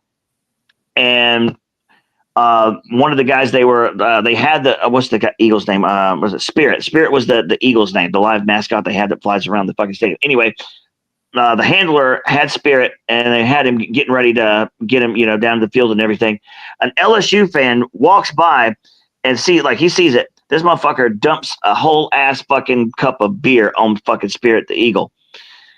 Oh, Any other time I would think that's fucked up because you just did that shit to a fucking animal, eagle of all things. But it being Auburn, I gave no motherfucking shit, son. Like, I did not give a fuck. Like, I care less. I was like, oh well, tough shit. Like, I can't stress enough how much I hate those assholes, dude. But anyway, I was putting up with that same stupid shit with Tennessee fans. Those guys have literally, like, you want to talk about a team that has done fuck all in 26 years, like no SEC championships, no national championships. Well, look no further than the Tennessee fan base. And they're sitting here laughing at the fact that we played Kentucky in a close game. They're laughing at us because it took us 8 overtimes to beat Georgia Tech. And I'm like, I'm scratching my head from the sheer stupidity because I'm like, correct me if I'm wrong, guys, but didn't we actually play and didn't we actually beat you 31-17? Like, what? Oh, and are we forgetting that they lost to an Arkansas team with their backup quarterback? Yeah, dude, like the sheer fucking retardation that comes out of the SEC. See, this is exactly why I say fuck the rest of the SEC. Don't ride our coattails. I don't want you. Y'all say the dumbest motherfucking shit known to man. Well, and Magnum, going back to stories here for a second, I guess I should have been more specific. The story that I meant was the Cam Newton story. Oh my God! Keep in mind, this was way before NIL, of course. Yes. Okay. So again, like I said before, I worked at Toomer's Corner. I saw every fucking body. I got to where I knew all those players. Okay. So Cam Newton, when he first shows up on campus, this motherfucker is riding around town on a white and blue moped. All right, that's not anything out of the normal. A lot of students do that, no problem whatsoever. Well, within 2 weeks, this motherfucker pulls up to my store driving a gold-plated Cadillac. Now, keep in mind, this is the same fucking time frame of where the allegations were going around that he received, like him and his parents received money, and his parents' church or something started getting renovations done immediately. So, and he shows up just miraculously with a gold-plated Cadillac. Like they wasn't even hiding the fact that money came from nowhere. Now, I didn't see any money change hands personally, so I'm not going to sit here and say with 100% certainty that money exchanged hands, but I'm going to sit here and tell you that money exchanged fucking hands. There's no motherfucking way you go from driving a blue and white moped and in 2 weeks you were driving a gold-plated Cadillac. Explain to me how the fuck you pull that off. A very good summer job. Yeah. There's no question in my mind that Auburn paid the parents for his services. Like, no question, because you didn't just pay Cam Newton. You went through the parents. The reason I know that is because that church received all of that money for those renovations. And there's no question in my mind that the parents gave Cam Newton money to get him that vehicle. I don't doubt it for a second. And you want to talk about a grade A trash can? Like, Cam Newton was fucking trash. He cared nothing about Auburn and its fans. I saw interactions between them personally. Cam Newton didn't give a fuck about them. Well, and the reason I bring up that Cam Newton story, Magnum, is well, Ryan, you know this. Cam Newton's been opening his mouth like a lot of people, like Indiana. Cam Newton is a clown, dude. Yeah. You saw my He dresses like one too. Holy fucking shit, dude! You saw my clip, right, Sean? You saw the clip of what he said. Not yet, no. Oh, if you go on my Twitter, I have the clip of what he said, and Ryan Clark called him out on First Take about it. He said that He's like, well, I'll be honest with you, man. Nobody wants to see Notre Dame play. We all know what's going to happen. Well, he They're said gonna get that killed. about a lot of teams. Like, I know exactly what segment you're talking about. He Yeah. sat there and said, he was like, nobody wants to see Arizona State. Nobody wants to see Boise State. Nobody wants to see SMU. Nobody wants to see Notre Dame. Straight up. I'm like, dude, are you serious right now? Like that's exactly why I say Cam Newton is a fucking piece of shit clown. And then what was it, Ryan Clark? Because I don't think Cam Newton was smart enough to realize that Ryan Clark's son plays for Notre Dame. He's on the team. And did you see Ryan Clark's face the minute he said Notre Dame? Yeah, Ryan Clark was fucking pissed. He was like, "Hey, I don't know about you, but I would love to see my son play in the college football playoff." And I don't know about you, Cam, but we went on the road in the mighty SEC, and we beat the shit out of Texas A&M at their place. So he's like, and then Cam's like, well, we all know what happened. Alabama would curb stomp Notre Dame. And he said, okay, sure. If that's true, you walk Kalen DeVore up there, you walk Jalen Milroe up there in that 10-degree weather, in that snow, and you line it up across Notre Dame, and you play the game. And Cam Newton is just shaking his head the entire time. And it's like, and when Notre Dame whoops your tail, you go back home to your Southern, you send them Southern boys back home, and they pack it in. I had not seen that clip yet. I just knew what Newton had said, and that was it. Cam Newton, you need to go check that out, dude, because Cam Newton straight up acted a fucking fool, man. To say that shit like on live television, the straight up disrespect to multiple teams, like I couldn't believe what the fuck I was like watching. I mean, because this is what, like, I shit you not, word for word. He was like, nobody wants to see Arizona State, or nobody wants to see Boise State. Nobody wants to see SMU. Nobody wants to see Notre Dame. Straight up, like, pretty much saying, like, just come out with it. This is what he thinks. He thinks none of those teams belong in the playoffs. Is basically what it boils down to. By nobody, he means just him. Everybody. He said, yeah. According to him, he said, like, when he says nobody, he's speaking for all of us, which is bullshit. Like, no, motherfucker, no, don't speak for me. And he said that Ole Miss, Alabama, and South Carolina should have gotten over Notre Dame, Indiana, Penn State, and Arizona State. This is my problem with idiots. This is my problem. It's like everybody just wants to look at the schedule and wins.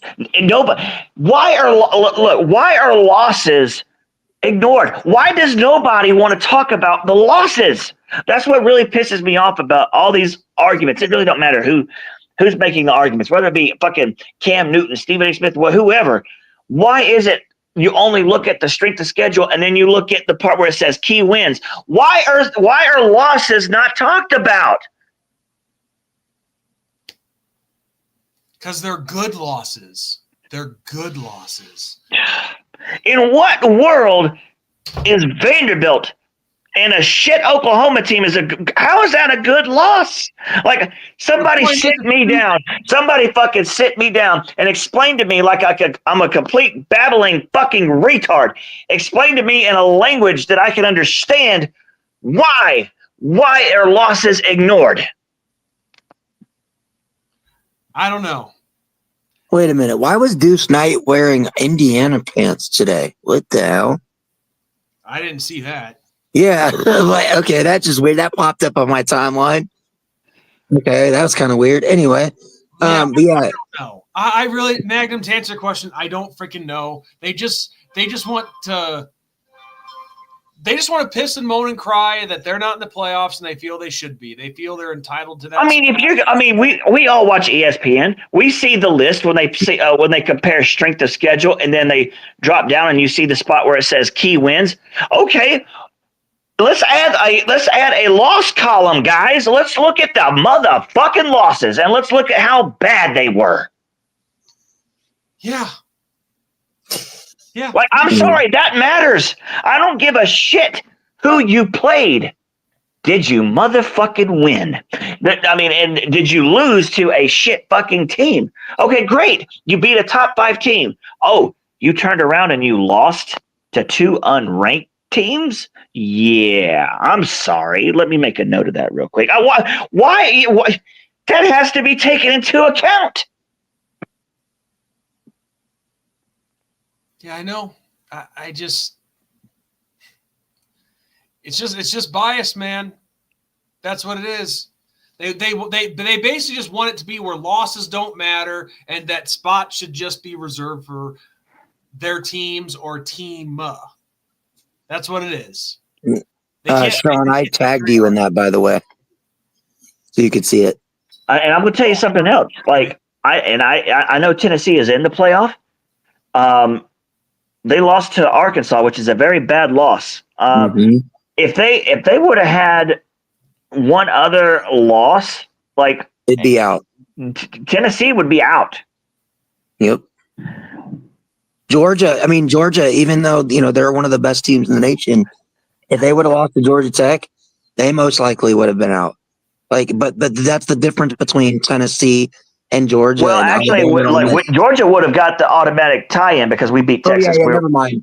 You're right. But let's just say for sake of argument, let's say we lost to Tech, but we didn't play in the SEC championship game. Oh, fuck yeah, no question. We'd be sitting at the fuck home. But that's the difference, though, Magnum, and that's the difference between Alabama, Ole Miss, South Carolina, and Tennessee and Georgia.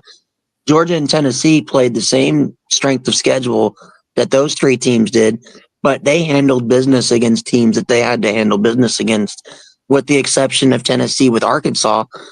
The difference with Tennessee is that they didn't lose to 2 teams on the same level as Arkansas. So and they didn't really get punished too much for losing to Georgia. I mean, Georgia's a very good team, but the loss to Arkansas was bad. But let's say Tennessee had let's just say Tennessee didn't play Georgia and they lost to another shit team. They had 2 bad losses. Oh yeah, fuck yeah, Tennessee would absolutely be out of the playoffs. Like, that's what I think should matter, man. It's like, let's start looking at who these teams are losing to. It's like, that's just especially when it comes to Alabama, it's just people just want to throw this shit out the fucking window and ignore it. I'm sorry. Maybe it's just me, but I don't give a motherfuck. I don't give a shit if that patch on their fucking jersey says SEC. I don't give a goddamn. A bad loss is a bad loss, period. And that's just it. You bring up a good point. I mean, people nonstop since it happened want to keep reminding us that we lost to Northern Illinois. But why exactly. Why ignore it when other teams have bad losses? Now, I will say this. Losing to Northern Illinois, if let's just go by last year's standards. If this is last year, you guys don't make the playoffs. But because so many teams have losses this year, that gets you guys in. You've only got 1 loss. Yes, it was a terrible loss, but it's just 1 loss.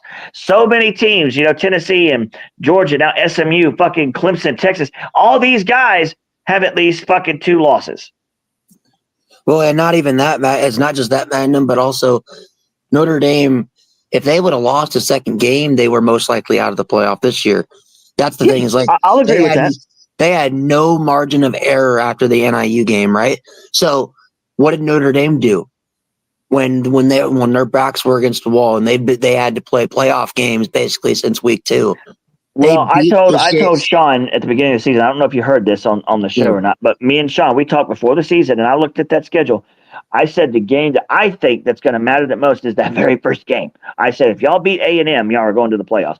To me, that game still was the reason why you guys made the playoffs. Yes, you lost to Northern Illinois. Yes, that's a very bad loss. However, that win on the road in the SEC, that was your difference maker. So people can say what they want. Beating Texas A&M got you in the playoffs. And also, like I said, we realized what the mission was after you lost to NIU, and not only did we win out, we dominated everybody that we played the rest of the year. And like you had said, Madam, a lot of other teams this year had bad losses. What did Alabama do when their season was on the line and they knew what was at stake when they went on the road to Norman, Oklahoma? They gave up. They knew that the CFP was on the line. They gave up. What did Notre Dame do when they knew their season was on the line? They just had the largest margin of victory of anybody in college football through the last 10 weeks of the season and blew out everybody and handled business. Like, that's the difference. If you handle business, you get rewarded. If you don't handle business, you can cry and bitch and moan all you want, but you had multiple chances to handle business and you didn't. Yeah, and I just in no world do I think a 3-loss team belongs in a 12-team playoff. I mean, granted, Clemson got it because of the fucking automatic qualifier. I fucking hate that, but I don't think any 3-loss team should even sniff the playoff. Like, that's you're giving too much, as you put it, margin of error. Like, I love college football. This is the game I grew up loving the most out of any sport out there that's available to watch. I love college football.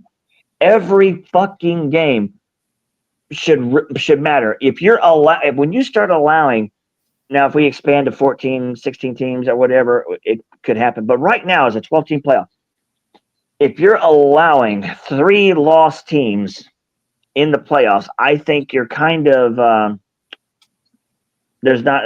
It's kind of I guess what's the word I'm looking for? You're devaluing some of the games, in my opinion, because let's say you go into the last couple of weeks of the season and you got a team that's sitting there with 1 loss, and it's gonna fucking happen. You got 1 loss and you go into the final week. It's like, man, we need to rest our guys up for the playoffs and shit like that. At this point, you're now becoming more like the NFL because this team has already locked up a playoff spot. Yeah. And they're resting, players, and they're, want to make sure that they're in a good position. I don't want to see that. Mm-hmm. No. Yeah, I don't. I just think there comes a point where it's like, look, we need to put our foot down, and enough of the bullshit. I mean, at most 2-loss teams. I mean, strength of schedule or not. I mean, goddamn. 3 losses in no way should you be rewarded. I mean, teams like Georgia, teams like Alabama, we look at a 3-loss season and be like, well, fuck, we absolutely sucked this year. We were mediocre. Like, some teams would love a season where they only have 3 losses. Teams like Georgia, oh man, I'm going to be mad as fuck. Yeah. And I think what was it? Josh Pate was talking about this the other day, and he's like, or for the last couple of weeks, and he's like, we used to have the 14 playoff. So he's like, he said, I feel like most people, nobody should have any sympathy for whoever's in that 12, 13, 14 spot about whether or not they should have gotten or not. Because you know what? If you're in the 12, 13, 14 spot, you done did it to yourself, and you put yourself in that position. So nobody should really have the right to, moan, complain when, you're there for a reason. Win your games. Speaking of moaning and complaining, now I'm gonna side with you guys here for a minute. Now, as I've talked with Sean, back in the day, it did not bother me, whatever. I did not give a fuck. But in this modern era of football, especially now with the 12-team playoff format, do I personally think Notre Dame should join a conference? Yes. Now, where I will take you guys aside is we have people out there, and I can tell you firsthand, I see that shit every fucking day. People are saying until Notre Dame joins a conference, they should not qualify for the playoffs. Now, that is utter bullshit.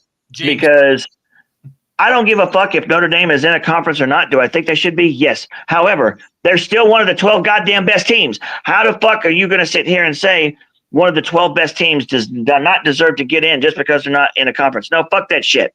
If they're one of the 12 best teams, you put them in, plain and simple. Well, and you're referencing Penn State's Franklin, right? Mm-hmm. Yeah. Well, that's just it. I don't know what the hell he's complaining about. They still got the higher seed than we did. And so what exactly is he bitching about? What's ironic about that, Sean? Is that I'm talking about like other people, like regular fans, dude. Like okay. look up, like if you go back and look at some of my posts and look my rankings and stuff, you got people that will comment on there all the fucking time saying, "Oh, well, until Notre Dame joins the conference, they shouldn't even be allowed in the playoffs." I'm like, dude, get the fuck off my shit, because I'm not with that garbage. You still reward the best 12 teams. Fuck. I mean, if they're not in the conference, they're not in the conference. They're still one of the fucking 12 best teams. And Magnum, I'm not saying this applies to you. This is far from what you are, but this obsession that all these fans have with conferences, and it's not even the non-Notre Dame fans, it's the ones that are in our own fan base that push for it. Conference this, conference that, conference. You need some mental, physical, or psychological evaluation for this. What is your obsession with conferences? I just, good Lord, I just don't get it. I do think it's ironic with James Franklin, because there were a lot of Penn State fans that were like talking crap. Don't get me started on James Franklin. That motherfucker. Was he 2-14 all time against top 5 teams? That dude is the biggest choke artist known to man. Fuck that guy. Magnum. He's 1-14. He doesn't 1-14. Okay, well, I was close. 1-14. This guy can't do shit. But he has every chance every fucking year to beat Ohio State, to fucking they had an opportunity this year in the Big Ten championship game, and they blew it against Oregon. That guy loses every big game possible. Yeah, when he came out with his quote, Notre Dame fans were commenting underneath it, like, just trolling him. And there was this Penn State fan in there, and he goes, "Wait, how many conference championships does Notre Dame have?" And I commented under, I said, "How many does Penn State have?" Yeah, Penn State. Okay. I think the last Big Ten championship they won was 2016. I mean, they're not one of those perennial teams that are constantly competing for the Big Ten. You know what? Penn State is the Big Ten's version of motherfucking Ole Miss. That's exactly what they are. Like, they'll play good, they'll have some big wins, and they'll make a little noise. But when push comes to shove, when it comes crunch time, they choke like a motherfucker every year. You know what's crazy though is we're not even in a conference, but we've played in the same amount of conference title games as Penn State has the last 5 years. That's kind of wild. Yeah, because the COVID year we were. Yeah. So there's so many teams that for example, I know Miami fans are on that same fucking boat. I've seen Miami fans talk a lot of shit about Notre Dame needs to be in a conference. I'm like, guys, you motherfuckers joined the ACC in 2004. I would love to hear how many motherfucking times you guys have won that shit. Oh, 0? Shut the fuck up. You guys can't even win the ACC. And you know what's actually, what's funny, Magnum, is they should be embarrassed with the fact that they've been in the ACC since 2004. 20 years. And I think that they have one ACC title appearance. SMU, in their first year from jumping up from G5, is playing in the ACC title in their first year. Notre Dame, first and only year, played for the ACC title. Yet Miami I think their first time was 2017. That is embarrassing. They can't even get there. That's what I say. Like, as I said, some teams their fans just need to shut the fuck up, man. Like, because I get what you guys are saying about, conference this, conference that. Okay. If certain fan bases say that's like, they want to make that argument, okay, but at least be a fan of a team that's a perennial conference title contender. I don't want to hear shit from you if you're a Miami fan or Syracuse fan. I'm sorry, like I don't want to hear fuck all from you guys as far as conferences are concerned. Don't fucking speak to me. But Magnum, I'll tell you, what their comeback will be? Well, when was Notre Dame's last national title? Oh, 1988. Well, we won one in 2001. See, I really dislike those arguments because first of all, both of them that we're just using those right there. First of all, both of them were a long time ago. Neither one of them is motherfucking relevant. So that I hate the national title argument. It's like, what program is in a better situation right here, right now? Like, fuck 2001. It's like none of the coaches from back then and none of the players are on this current team. As we know, Magnum, we've discussed this. College football It's a what have you done for me lately sport. Yeah, and I as much as I give a lot of teams shit. I mean, that's just what I do. I love talking shit. Sean, you see me do that shit all the fucking time on Facebook. That's just what I do. But at the same time, I understand there's programs out there. They got good history and they got great tradition. But if their program is in a state of utter disaster at this point in time, I'm going to make fun of it, especially if they're a rival. Yeah. That's just what we do. Yep, exactly. And we lost Ryan. Hopefully he comes back soon. That's just what we as college football fans do. Fuck, dude, Notre Dame. They've got.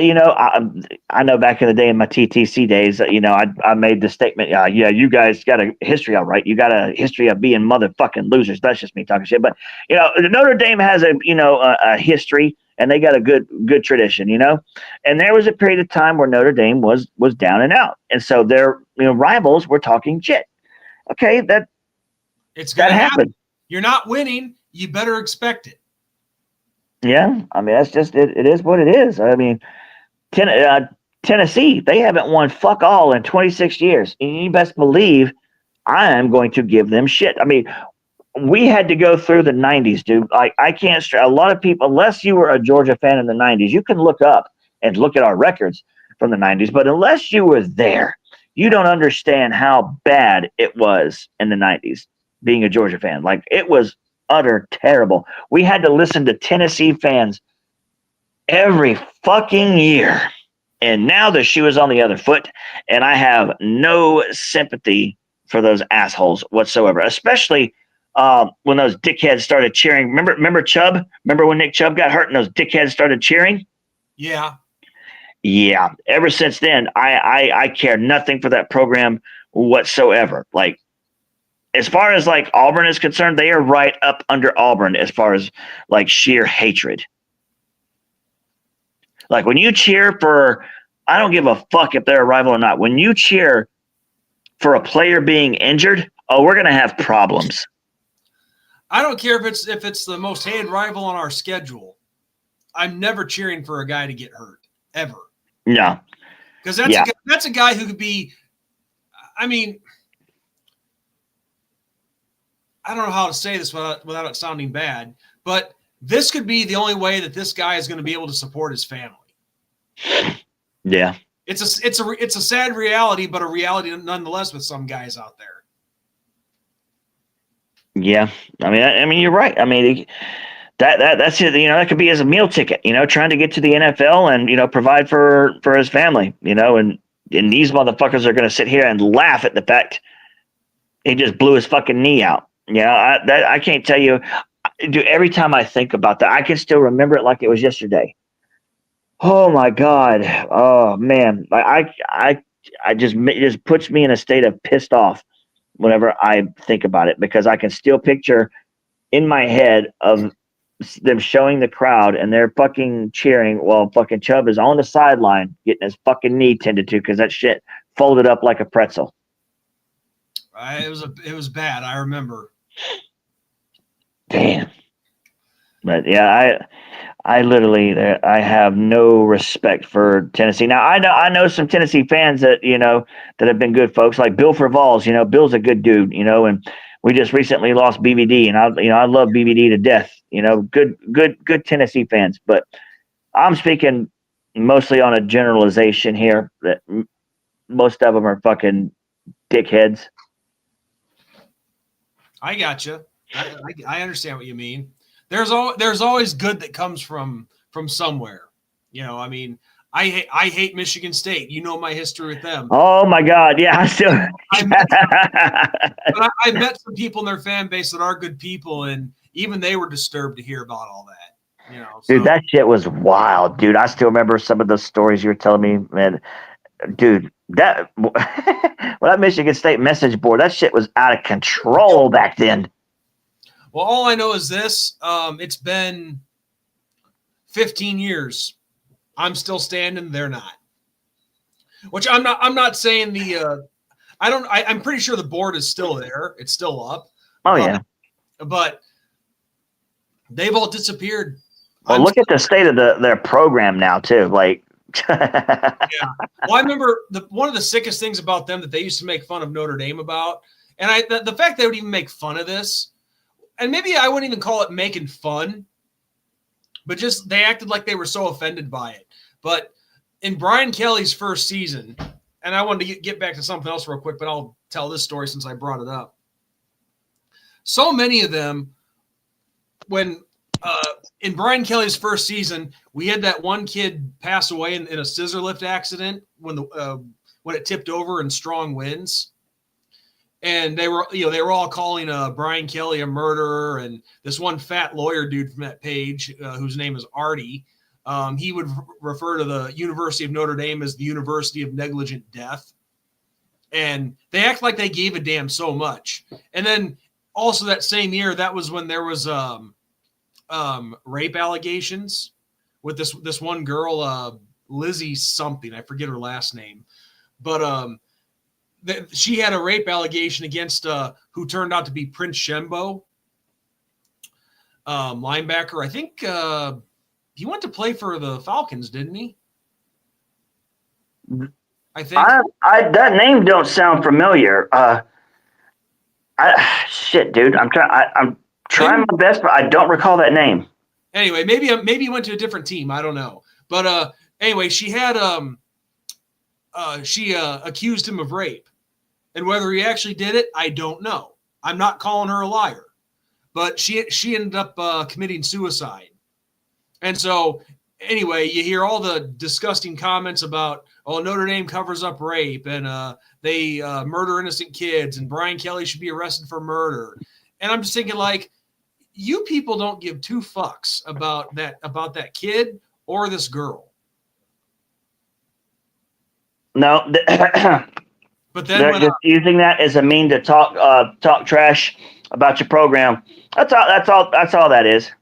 Well, and also it's like in particular to the one lawyer dude from that page, from that message board. I'm like, hey, if you really care so much, why don't you go pro bono with the family and try to sue Notre Dame?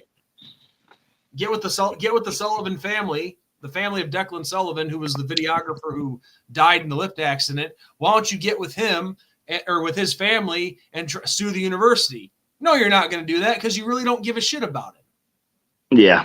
You don't give a shit about the guy in the scissor lift accident. You don't really give a shit about the girl in the rape accusation situation. You just are using horrible events to further trash a team because you hate them because of sports. Yeah. But then here's the thing. At Michigan State, they had the Larry Nassar situation come about where he was sexually assaulted and I think even raping gymnasts, female gymnasts. Damn. Should I call the University of Michigan State the University of Multiple Sex Crimes? No, I didn't do that because I don't think it's funny. I'm going to save the hatred of the sports team for on the field. Yeah, man, it's crazy to think about, like, a lot of I don't understand why all these programs like that. What is the deal? Like, let's go back a couple of years to the Penn State incident and the Jerry Sandusky and all this other shit. Like, what do these people get out of doing stuff like that? It's like you're putting your campus's reputation, especially the program. I guess fuck the program. You're putting your campus's reputation on the line here, and you're pulling shit like that. Like, what goes through your mind? I don't know. And see, I don't know if I've talked to you about this before. I may have. I don't know. But, and I still stand on this till this day. I truly believe that whole shit went down with Penn State and Jerry Sandusky. I think that's what killed Joe Paterno. Oh yeah. I don't doubt that for a second.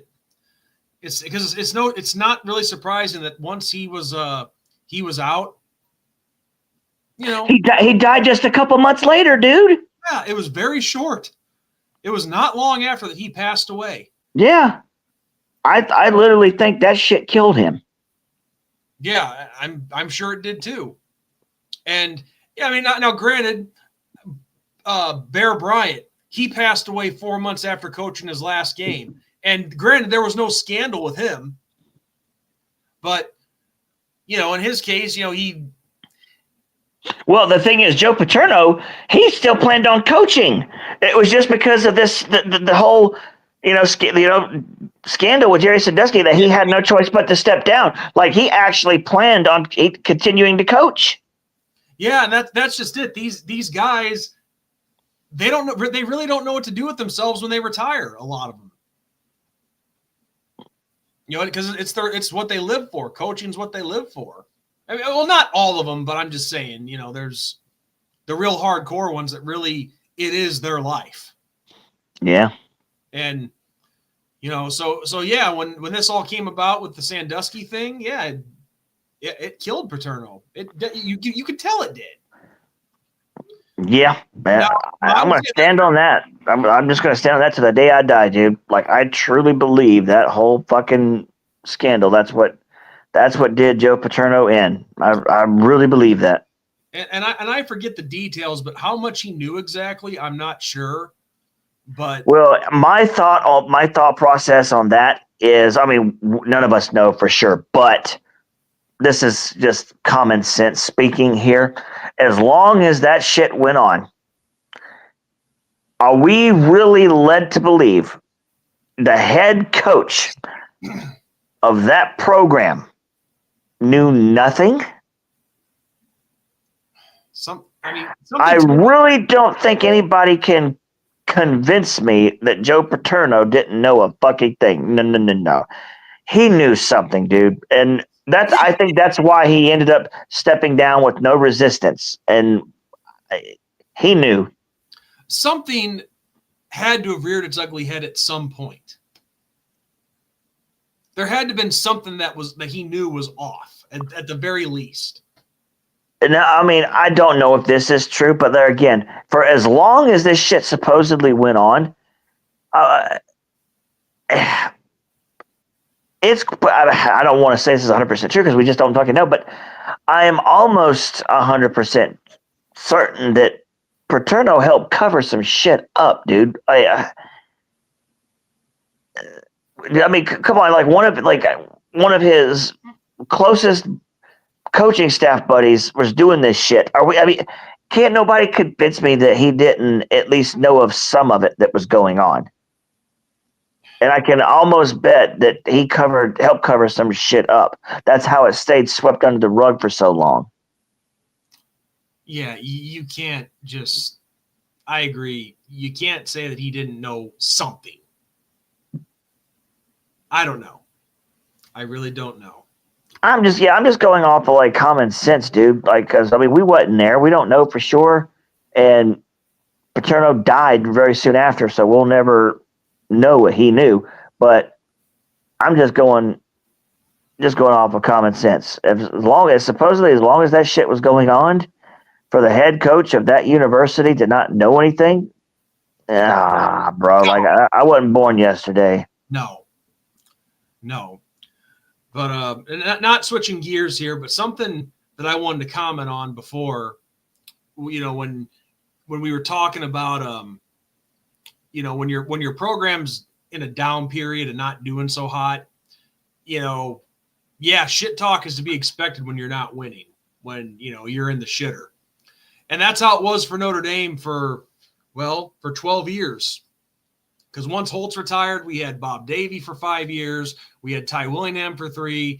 We had Charlie Weiss for 5. Okay, so it's 13 years, excuse me. It was a shit show. It was a real shit show. And actually, interestingly enough, I hate it when I can't talk. Fuck, man. But I'm actually reading a book right now that was written by a former player who we've actually had on the show here. Yeah, I just knocked some stuff over. But yeah, I'll go ahead and give it a plug. So Matt Shelton, former Notre Dame wide receiver, he's been on the show 4 times. He's actually become a good friend of ours. I'm in the middle of reading his book right now, Rising Through Every Fall. And, well, I'm not going to spoil the book for anybody out there who might want to read it, but he has some interesting stories about some of these coaches because he was at the university at that time in the early 2000s. But anyway, so I bring that crap period for Notre Dame up because I have an unpopular opinion that I want to make here. And I am in the strong minority here. But here's the thing. You got to give this guy credit. As much as you might not want to, and as much as many of our fans hate him now, Brian Kelly deserves a lot of credit for what he did in his time here. See, obviously we all know that he couldn't get us over the hump to win a national championship. That part's obvious. That's black and white right there.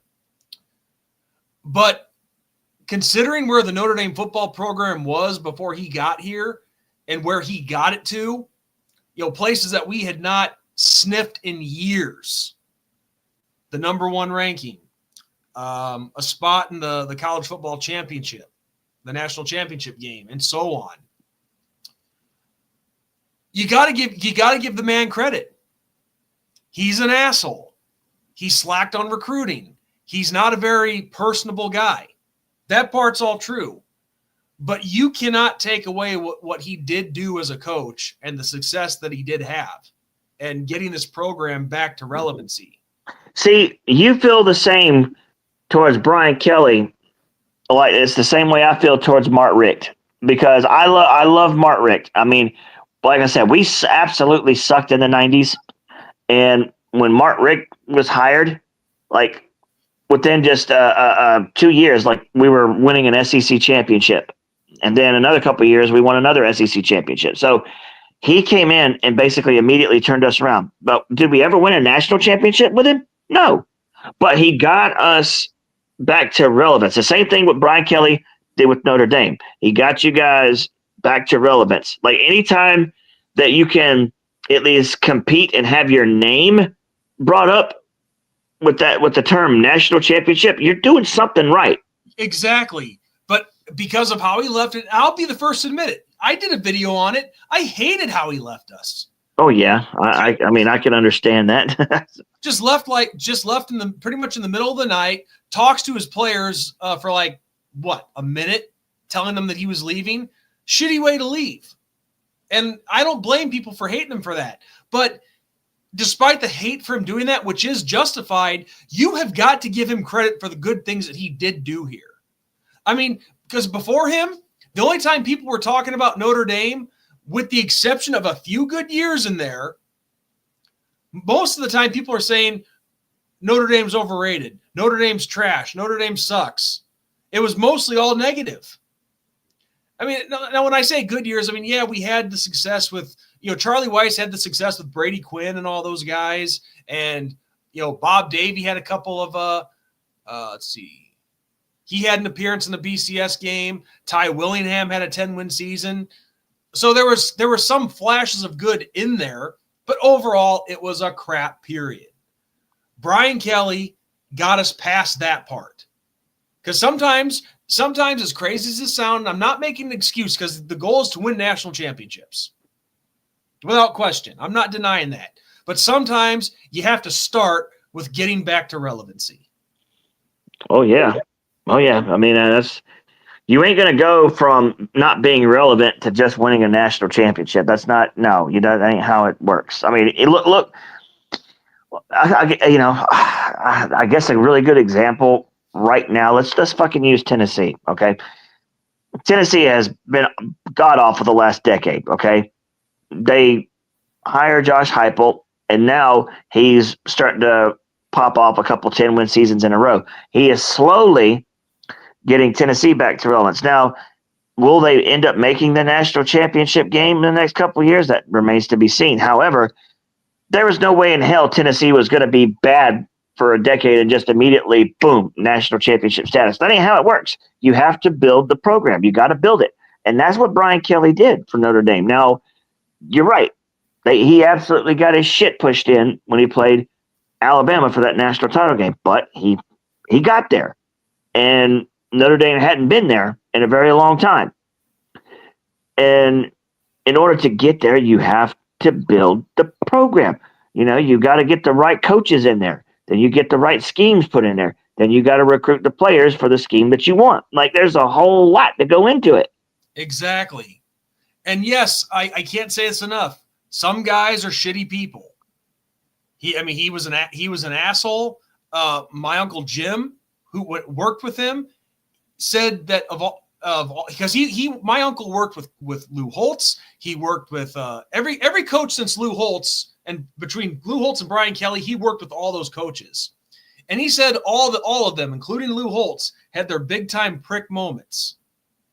And he said, Charlie Weiss was a big prick who was just completely arrogant and full of himself.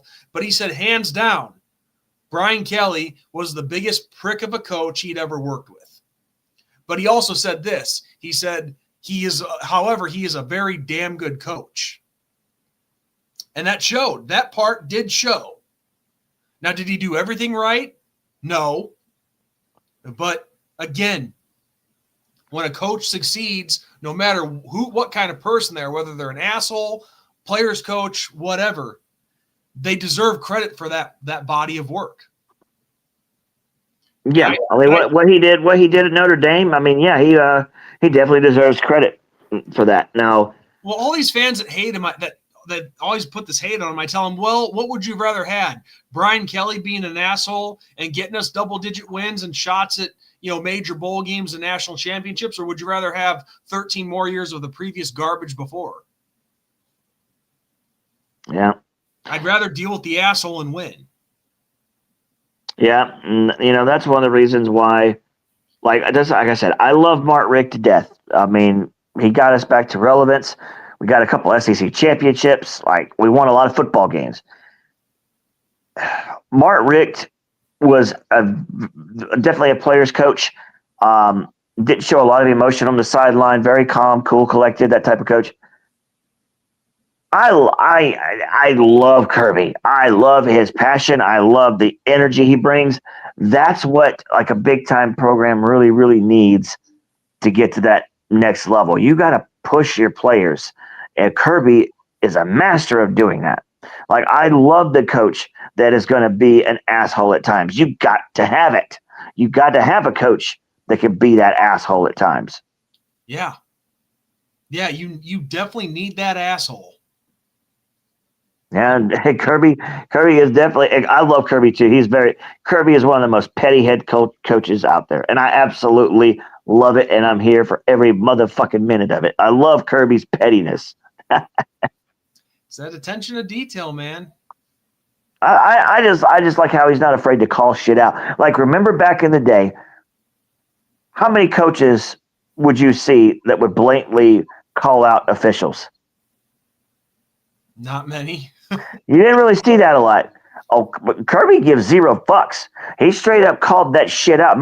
Did you remember seeing his post game interview after the Texas game in Austin? Didn't you? No, I don't. Well, he straight up he was talking about the game, and then he straight up said, "And they tried to rob us with calls in this place." Like, he was mad as fuck, and he straight up said they tried to rob us with calls.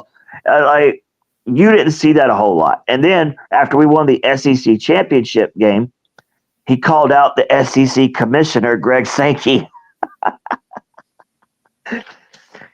Oh, man, he was like, because Laura Rutledge asked him, like, what's next type deal. And Kirby said, rest. This team needs rest. We need to heal and everything, because we got the commissioner who wanted to send us on the road all year long. Emphasized that, by the way. Like, straight up called out Greg. And Greg Sankey was standing right the fuck there. That's what made that shit even more funny. He said that shit directly to his face. Oh, I'd love to be a fly on the wall when those private conversations happened afterwards. Dude, Kirby gives zero fucks, dude. That's why I said I love Kirby's pettiness. Like, whatever is on his mind, he is going to fucking tell you, whether you're standing right there or not. Like, I love Kirby. Now, I think he's made some questionable calls at times. That's just me being a fan. I'm going to question a lot of things. But There is no other head coach that I would rather have leading the Dogs right now. Like, his track record speaks for itself. Yeah. Oh, he's the right guy for that job, and he's shown it. Yeah, I don't know if a lot of people know this, but like, he's only the third coach that's been able to capture 3 SEC championships from when like the SEC championship game was first installed. You got Spurrier, Saban, and now Kirby that have won 3 SEC titles, and I'm only including like from when the SEC championship game started back in '92. Like, only 3 coaches have been able to win 3 or more. Yeah, that's right, because it was all round robin before, wasn't it? Yeah, I mean, because before the championship game, I mean, yeah, you had multiple coaches win 3 or more, but ever since the SEC championship game was installed, only 3 coaches have won 3 or more SEC titles. It's Spurrier, Saban, and Kirby. Well, he's definitely cemented his legacy all around. That's for sure. Oh, dude, he's already the best coach in Georgia history. Like, that's already cemented. This is his 9th season, and he's already pulled that off. And some people may look at that as blasphemy because of, a guy by the name of Vince Dooley. It's like, well, look at what they've done in the amount of time it took. Like, yeah, Vince Dooley coached for 65, like 20. Let's see. Goddamn, 25, 28 years, somewhere around there. And he won 1 national championship. 1. Now, 1980 was a hell of a year, very historic, all that good stuff. Well, Kirby's won fucking 2 in 9 seasons already. Yep. Okay, and the guy's already won. What has he got now? I want to say 100 and fuck, dude. I'm trying to remember off the top of my head too. All this shit I'm trying to remember off the top of my head. He's got like 114, 115 wins, something like that.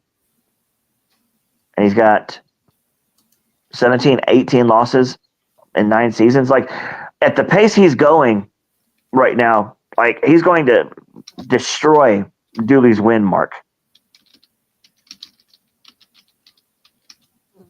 On the track he's on, yeah. Yeah, and Kirby is on pace to just shatter everything.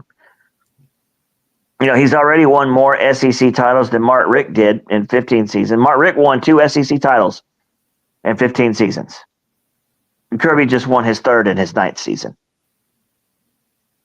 Yeah. But Kirby's also played in the SEC championship game 7 out of the 9 years he's been there. Kirby has played in the SEC title game. Do you realize how fucking stupid that is? Yeah, very. That's fucking retarded. Now, granted, I mean, Kirby, he is 3 and 4 in those SEC title games. However, the fact that you've gotten there 7 out of the 9 years and you've won 3 of them, I mean, that's not bad. I mean, do you know how many coaches would kill for some shit like that? Yeah, that shows just even though you've lost 4, you're still getting there. Yeah. That shows that you're one of the top dogs in the conference, no pun intended. Yeah. And I think this year it was just even more special because of all the young guys we were playing. We had so many first-time starters this year. A lot of this year's games, it was extremely physical and mental. A lot of ups and downs. And the fact that we whooped Texas twice, and it was a real special year. It really was. I mean, don't get me wrong. A lot of games I was getting pissed off at things, but again, that's what we as fans do. We see shit during games, we're gonna get mad. That's just the way it is. Of course. I mean, there were a couple games like against Stanford, we started off kind of crappy. And I was like, oh shit, dude. What are we doing? Yeah, that's exactly like what I've said in a lot of our games. What the fuck are we doing? But when you look at the whole picture, then you look back and you're like, God damn, this season was very special. And we still got more to go. I mean, what like I'm just trying to picture in my head the storylines. Let's just say Carson Beck is done for the year, right? He's done for the fucking year. He don't come back. Imagine Gunnar Stockton leading this team to a national title, dude. The story that would be. If that happened, it'd be a pretty incredible story. You know, your starter goes down and you're relying on the backup to take you home. And you realize who's that's very reminiscent to, don't you? What you call from the Bills, Frank Reich. No. I'm not talking about that. No. Oh, I think you're talking about just a backup coming in and saving the day. Well, let's go back a couple years. There was a guy by the name of JT Daniels that goes down and gets hurt, and in comes this guy by the name of Stetson Bennett. That's okay. I thought you were just talking about. Yeah, I got you. My bad. That's the comparison I was thinking about. Like JT Daniels getting hurt, and here comes Stetson. So now Carson Beck gets hurt, and here comes Gunnar Stockton. Yeah, see, I thought you were going to go with the Buffalo Bills against the Oilers in the early '90s. I still remember that playoff game, by the way. I still remember that game like it was yesterday as well.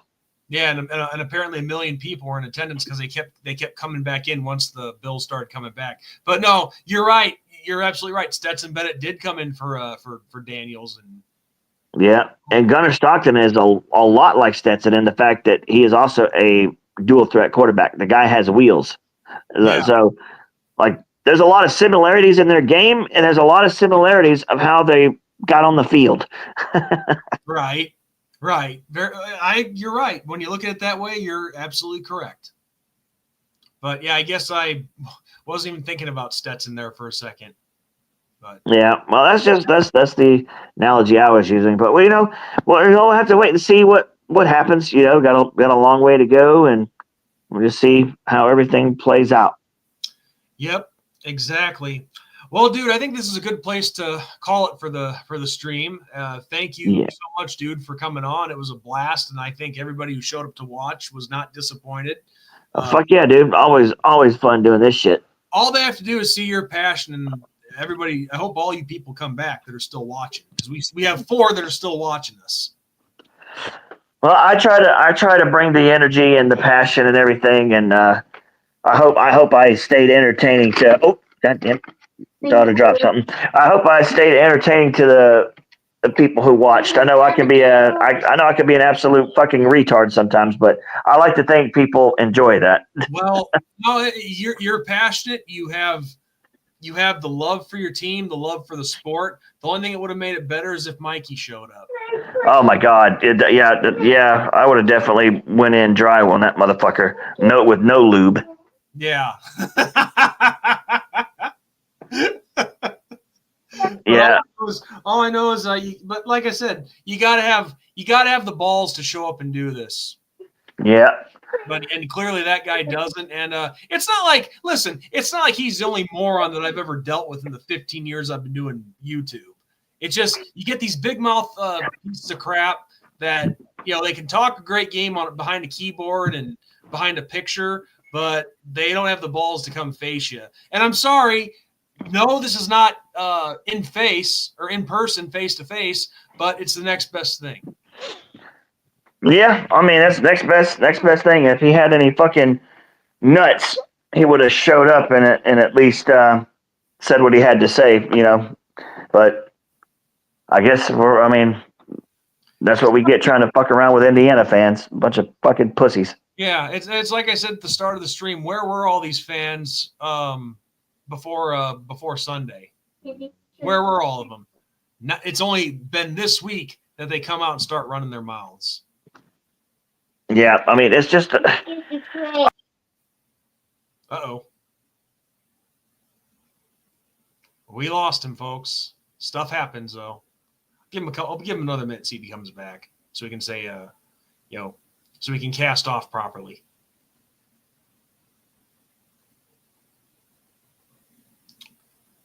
But yeah, any of you 3 people who are still watching, got a quick question or comment? Like to hear it. But we'll give Magnum a quick second to come back. Magnet. It's getting late. It's been 2 hours. We lost you, buddy. Yeah, I think I had like a signal interruption or some shit. I don't know what the fuck, but no, I was just saying, you know, I guess we got to give Indiana fans this 1 year. I mean, their whole history has been irrelevant and garbage. So let's let them feel good about themselves just for a little longer. And then once you guys, you know, bend them completely over and sodomize them with a chainsaw, then just, you know, let loose and destroy them. Then bye-bye, back to irrelevance with you. Yep. I mean, up until now, the last time we played them, our boy Irv Smith was carrying one of their defenders into the end zone. Yeah, I really think you guys are going to beat the ever-living shit out of Indiana, and we won't have to hear about those fucking idiots for a long time. Well, the thing is, a lot of their fans are saying, "Oh, yep, you're scared of us. You're scared of us." No, I'm not scared of Indiana. I'm just putting your focus on somebody and being afraid of somebody are 2 different things. And yeah, why shouldn't you put focus on the one team that you're playing right now? Yeah. Ain't nobody scared of motherfucking Indiana. Ain't nobody scared of Indiana. Like, wait. Yeah, I can't wait till you guys beat the fuck out of them. Quite frankly, I can't wait. There's something that I want to do, but I don't know if I should do it. I almost want to do like you know how they always have the retirement matches in professional wrestling? Yeah. I almost want to be like, if we lose to Indiana, I will put my career on the line, my YouTube career. Don't do all that shit. I'm just saying that's the confidence that I have in my team. I mean, I get that. I'm pretty goddamn confident too. I mean, but there's always that chance of I know a ridiculous ass upset that should have never happened, and it probably would never happen again. But there's always that opportunity of it happening just that once. Yeah, and is that small percentage worth it? No. Because I love doing this. Ben and I have been doing the show for I myself have been on here for 15 years, but Ben and I started doing the show in January of 2020, and it's been a lot of fun, and I don't want to give that up. Yeah. Well, because in that, and I'm talking in that scenario, that very highly unlikely scenario, I don't want to give that up because of something stupid. Yeah, I wouldn't do it either. But all right, dude, I'm gonna head out. I gotta get my daughter to bed, and then we gotta get ready on Friday. And then we're gonna be heading out of town go see some family for the holidays. So gotta get her down to go to bed. Yeah, it's almost my bedtime too. So, all right, dude. Well, thank you so much for joining us, and thank you to everybody who tuned in. I hope you had a good time. We will hopefully have some stuff for you in the next couple of days. Other than that, we're just counting down the days to next Friday. So yeah, and if Notre Dame pulls out the win on Indiana, and we get a Georgia versus Notre Dame game, we're gonna have some fun. Oh yeah, Notre Dame, Georgia, and the Sugar Bowl. That's what we're hoping for. Yep. All right, dude. Well, you have a good one, and we'll catch you next time. All right, sounds good. God bless Magnum, and God bless everybody watching. So have a great night, everyone.